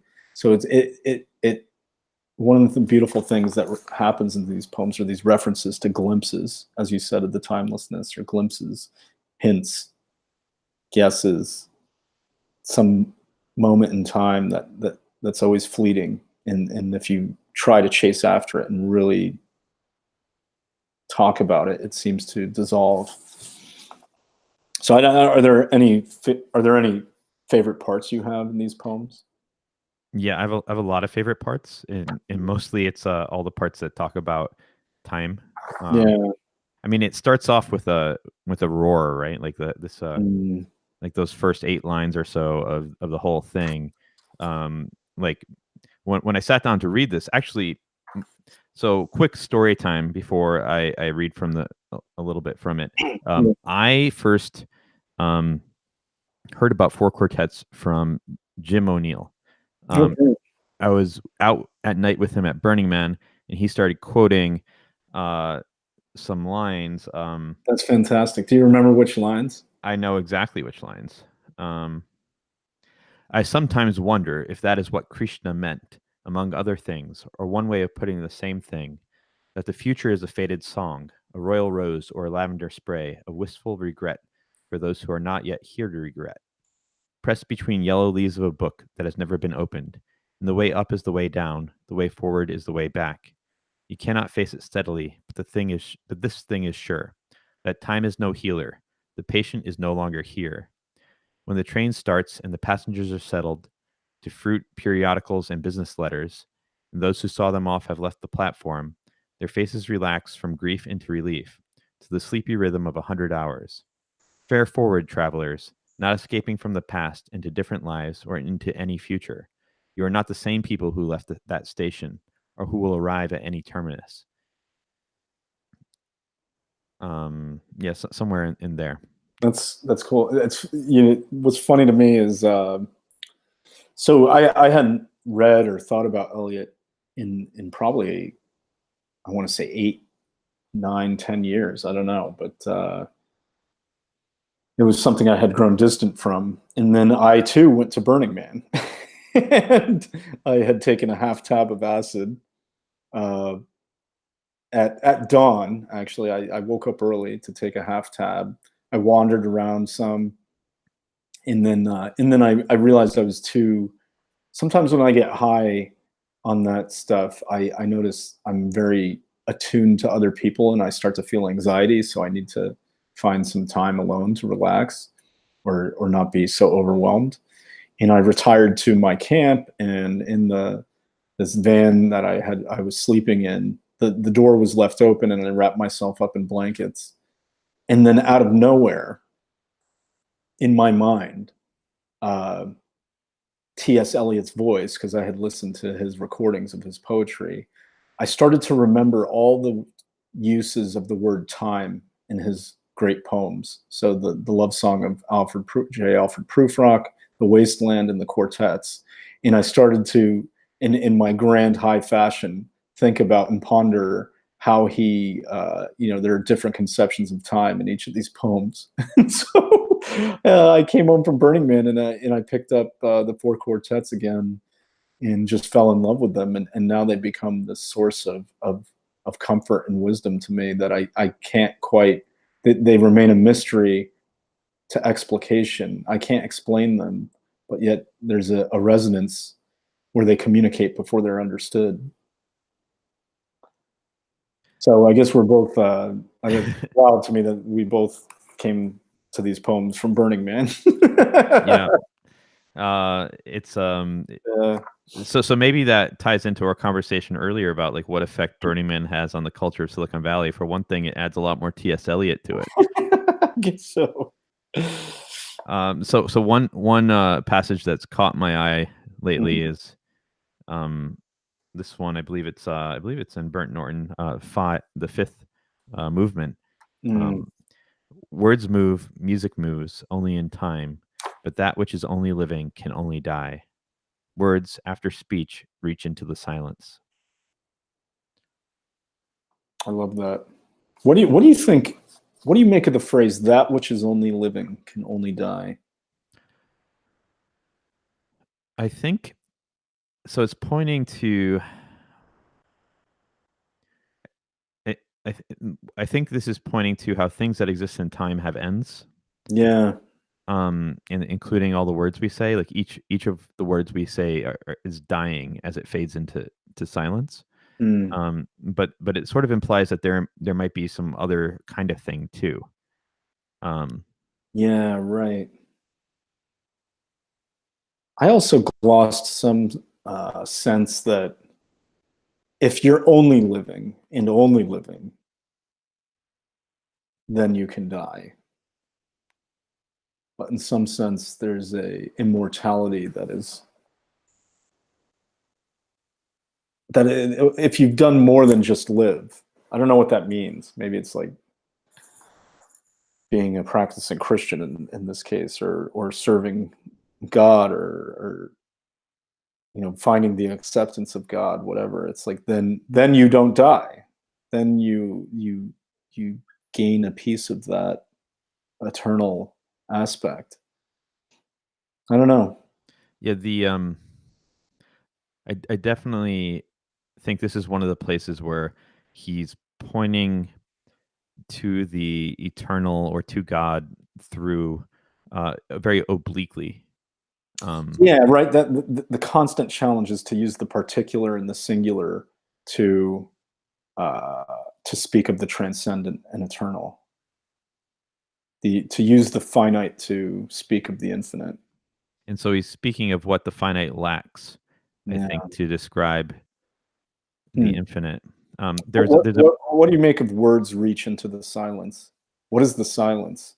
oh gosh, that's a good question. Um,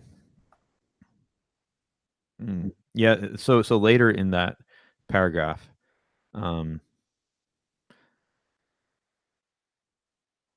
I think I might want to read the whole stanza. Is that okay? Yeah, please do. But we'll keep in mind that question. What does it mean for words to reach into the silence? Hmm. What is the silence? Yep. So it goes on. Only by the form, the pattern, can words or music reach the stillness, as a Chinese jar still moves perpetually in its stillness. Not the stillness of the violin while the note lasts, not that only, but the coexistence, or say that the end precedes the beginning, and the end and the beginning were always there, before the beginning and after the end, and all is always now. Words strain, crack, and sometimes break under the burden, under the tension, slip, slide, perish, decay with imprecision, will not stay in place, will not stay still. Shrieking voices, scolding, mocking, or merely chattering, always assail them. The word in the desert is most attacked by voices of temptation, the crying shadow in the funeral dance, the loud lament of the disconsolate chimera. Hmm. So I think that he does explicitly talk about how that words strain, crack, and sometimes break under the burden. Hmm. Uh, I think it seems like he's pointing at some sort of platonic realm a little bit. Yeah, I want to say it's this these moments of transcendence, that it's through these the we have such limited means to find the hidden deeper realities, or to gain access to them, and we're limited in our glimpses as well, when our tools are very, very rough and ham-fisted. We have these words that um, are continually moving and straining and breaking, and so on, under the burden of what? The difficulty of the task. And maybe that task is to describe, to say what is there in the silence. Yeah.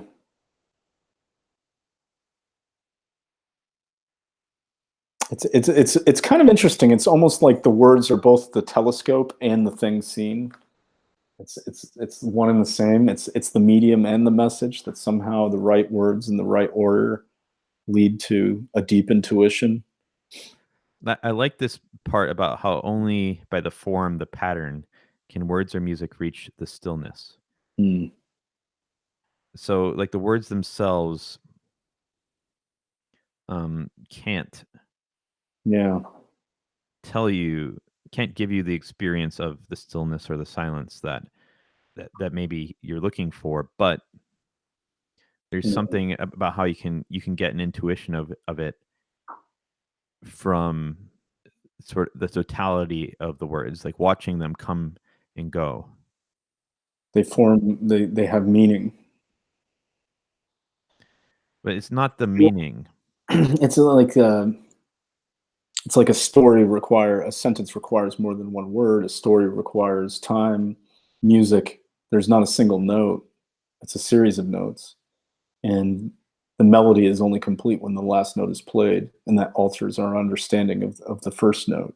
And that, in that sense, I think that ties into this idea that the end precedes the beginning, meaning not the end. I mean, there's wordplay going on here of referring both to the terminus in the last moment, or the last of anything, but also the sense of an end as being the telos and the purpose of something.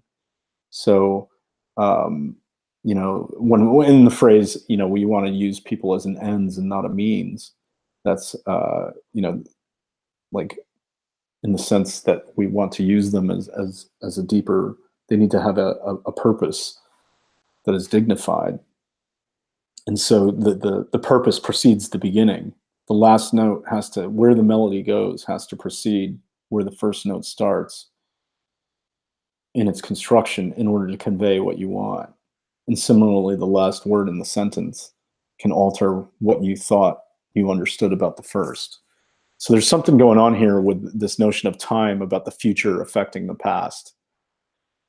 There's something you know interesting to me reading this as an improv artist. Hmm. So I specialize in improv storytelling, and Okay. I never know the end Yeah. until I get there. Right. And it seems to be a very different kind of thing that I'm up to than Huh. what Eliot's up to But, in. but there is something retrocausal about even what you're doing in an improv story, where the story ends will alter our understanding of where we thought it began.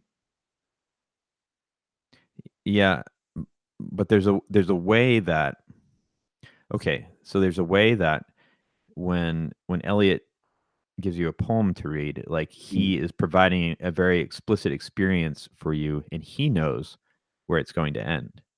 Hmm. Um, but there's a way that when you're listening to an improv story, I don't know Right. Right. That's where it's right. going to end. Yeah. So like, I mean, who knows? Only God knows.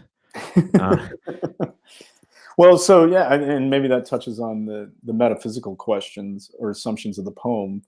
What is the nature of time? Is the future something? Have you heard of this concept of the block universe?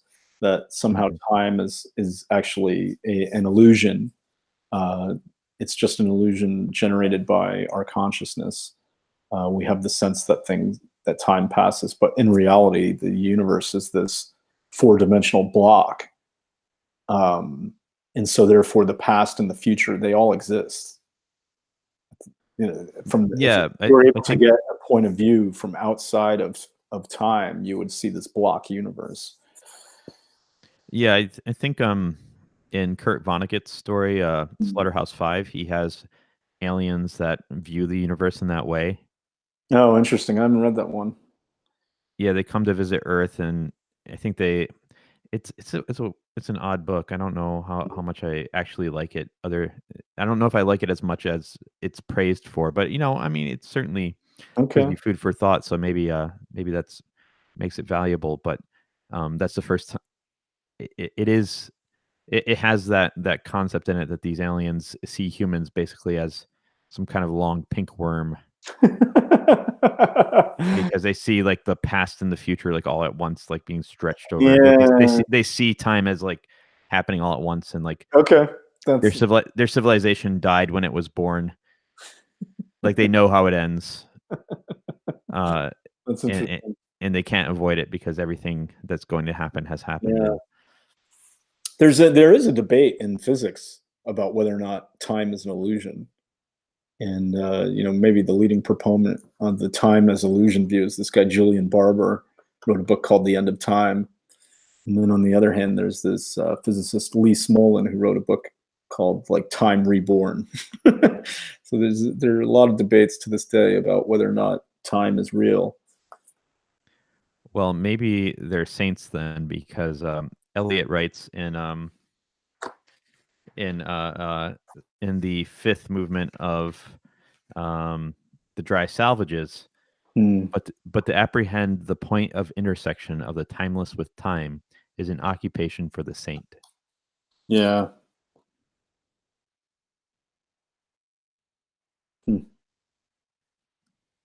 Or maybe Eliot is.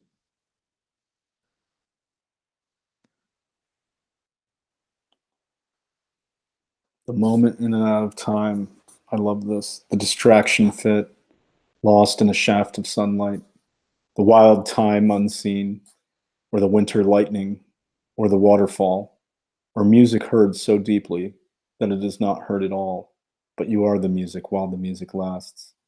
These are only hints and guesses, hints followed by guesses, and the rest is prayer, observance, discipline, thought, and action. The hint half guessed, the gift half understood is incarnation.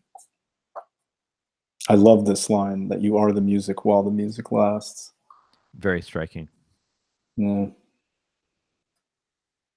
That's a phrase that I can imagine someone getting printed out in fancy font and like hung on their hung on their wall.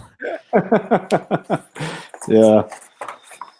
Um, the effects of poetry on me are something I love to ruminate on, and I still don't understand why it can be so powerful. And that's something I really enjoy talking and thinking about. Is I love, we can try to parse what these things mean, and in our paraphrase will never stand in for the experience of the poem itself. And I think that's one of the attributes of poetry that is just so marvelous, is that it's irreducible to paraphrase, or like in order to understand the poem, or in order to really, yeah, there's something, it's experiential. The only way in is through it. Maybe that's what distinguishes. Um, I think that's that it describes what makes literary art, Hmm. like when it is irreducible. Yeah, because it's not like science where I'm not going to read Einstein's original paper when I learn physics. I'm going to read a textbook that summarizes it probably in clearer ways than he did. And those explanations and were honed over time by students and professors and so on. With the great works of literature, we don't do that. We don't ask for a summary of Shakespeare. It's like, to understand him, you have to actually experience it firsthand. There's something about that subjective first person point of view that these things insist on. It's like the difference between meeting someone and reading their bio. Yes. Yeah. Um, the French have two different verbs to know. One is connaît, and the other is like you would say. It's interesting. Is like you would say you know a person or a city very differently from saying you know a fact. It's almost like difference between know how and know that. And I think that's interesting. It's like, what does it mean to know what it feels like to believe in something eternal for only a moment in time? And I think maybe that's what Eliot is trying to convey here through the words, is what that feels like. Mm. Hmm. Um, I can say for this poem has been one of my absolute favorite poems. And Yeah. I got bold enough to try to read the whole thing. Like I know Jim told me about it, a couple of years ago, but Mm. it was just recently that I got bold enough that I thought I could read the whole thing. And my first time through, I didn't make it all the way through. Yeah. The second time I made it all the way through, but it was a slog. Yeah. Third time I read it on an airplane in like 20 minutes, and it was like more rich and alive than ever. And it's just it just seems to be growing and growing on me. Well, I look forward to discussing it further with you because Yeah. I've found the same for me in a way, in that it keeps further exploration leads to new ideas about what it's trying to say, or new things I haven't noticed before, or different emphasis. And it has a special sort of place in my heart as I'm going through this whole religious awakening thing. Mm. It seems to. Yeah, Eliot was a very religious man. He converted to Anglicanism in England. Um, he famously said he's a classicist in, what did he say? It's something like he was a classicist in art, royalist in politics, and a Anglican in religion. I can't remember the trio, but yeah, sometime in his midlife, he became so devout. I think he went to church every morning.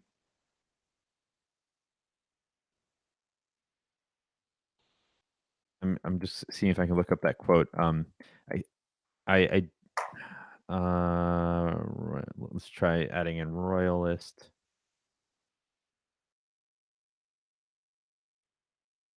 Ah, got it. Yeah. But it's truncated on the Google search page, so now I have to click through and find the. Oh, he says he's a classicist in literature, royalist in politics, and Anglo-Catholic in religion. Are you sure he didn't convert to Catholicism? I think, well, I think because he lived in England.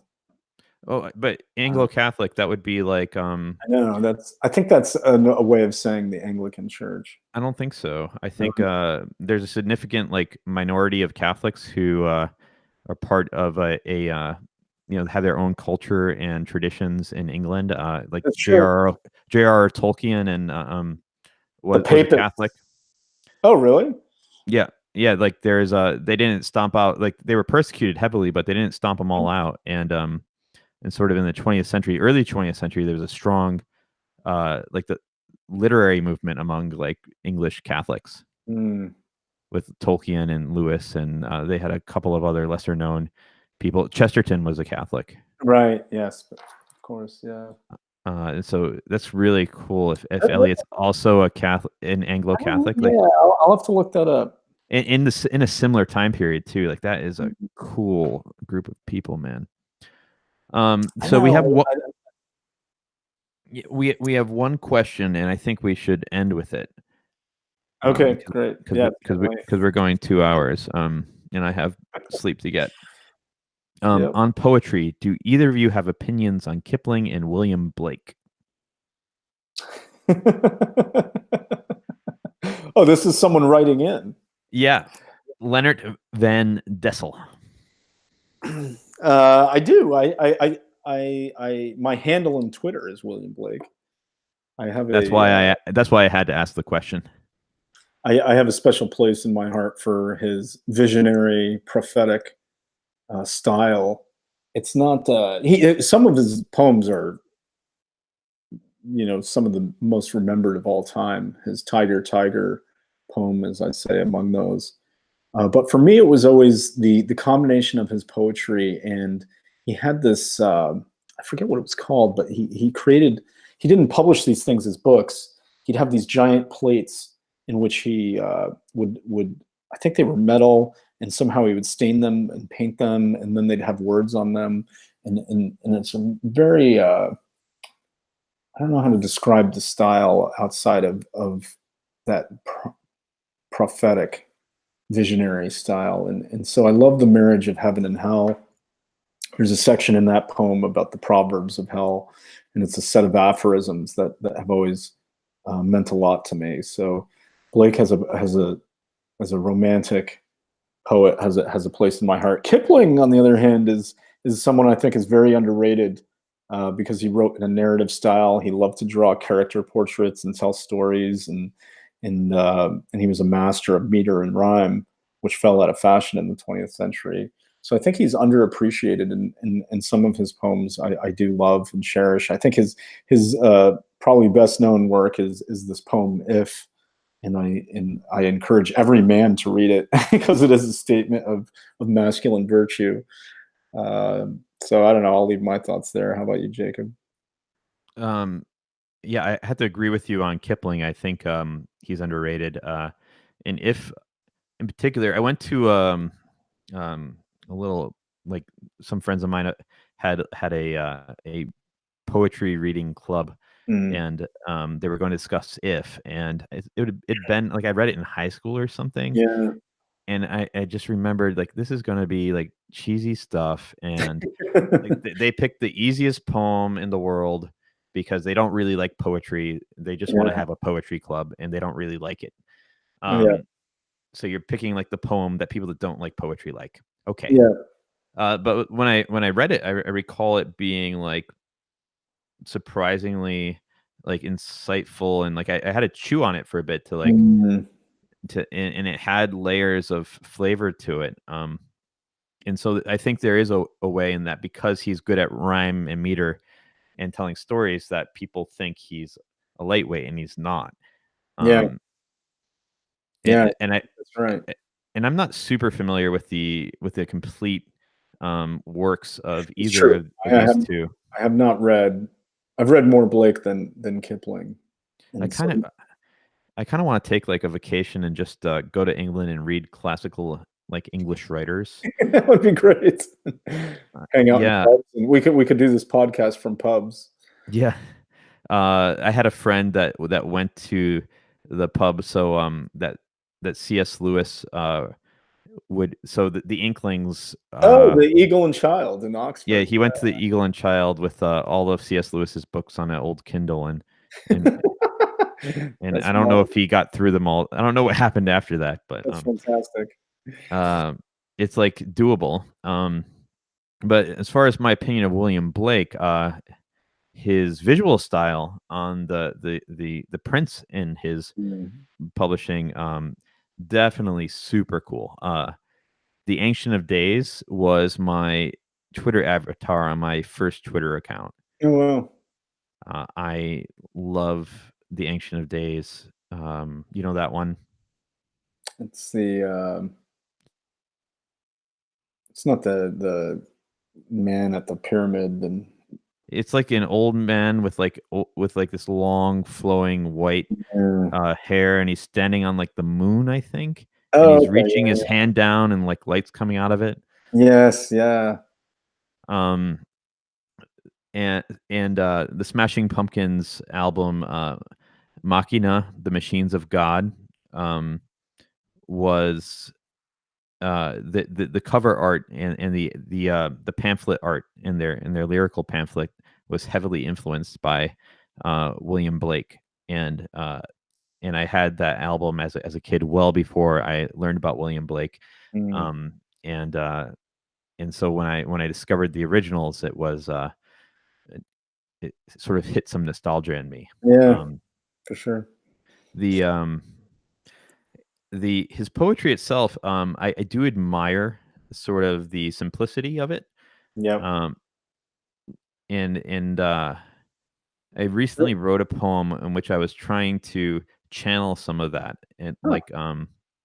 and uh, I sort of half-assed it though. Like the last Yeah, stanza is like really bad, but like the middle three are I'm kind of happy about. Well, the first mhm. four or so I'm pretty happy about. Um, I find there's a rough side to his style where in what I it's like roughly made.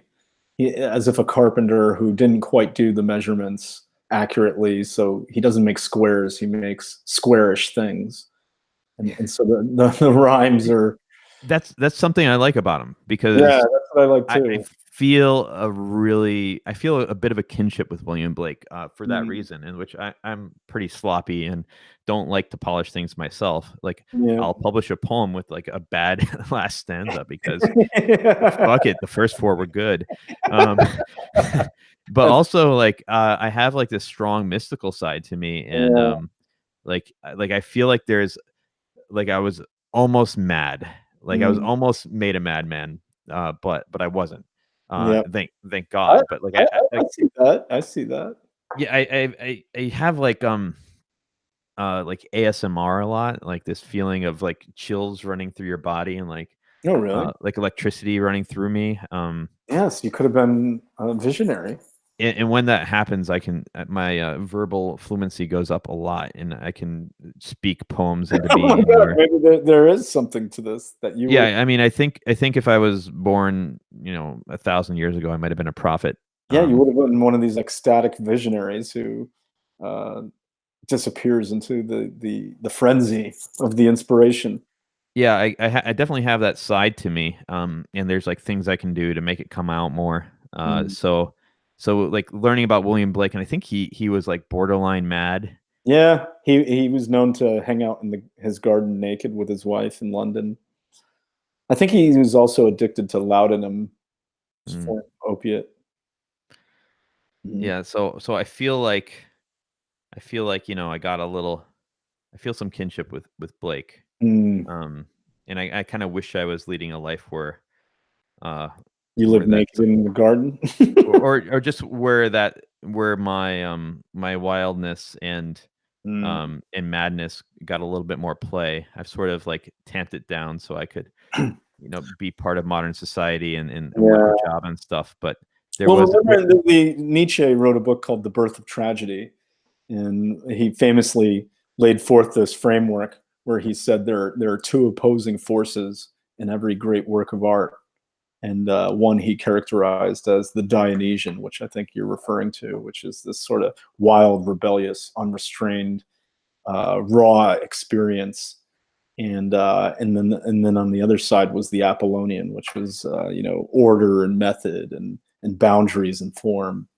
And so what I think people miss in this is like there is this, often people want to focus most, I find, on the Dionysian, that they want more of it, but I think it's called the tragedy, birth of tragedy, because people miss the point that it's the tragedy. The perfect life would be perfectly balanced on the fulcrum between the two in the great works of art. And our tragedy is that we can never find that balance, and we live in a state of perpetual dissonance between the two, and we're always, I think part of finding integrity in our inner life is about trying to reach for that balance. And maybe you do need more wild in your life and chaos, but maybe I need more order, and all of us are struggling to find the perfect note. I I think that's a perfect note to Okay. wrap up on. I mean, it's just I have a brand, and my brand is not. No, I do enjoy that we went. This is my longest video so far. All right, An 2 hours in. hour 40, 132 minutes. All right, It, well, let's call it a day. Joe Rogan has like 3 hour podcasts, and Yeah. Oh, wait, so it, now is this left on YouTube or is it ephemeral? Is it only the it'll live? be on it'll be on YouTube. Okay, great. Is that okay with you? Yeah, that's okay with me. All right, cool.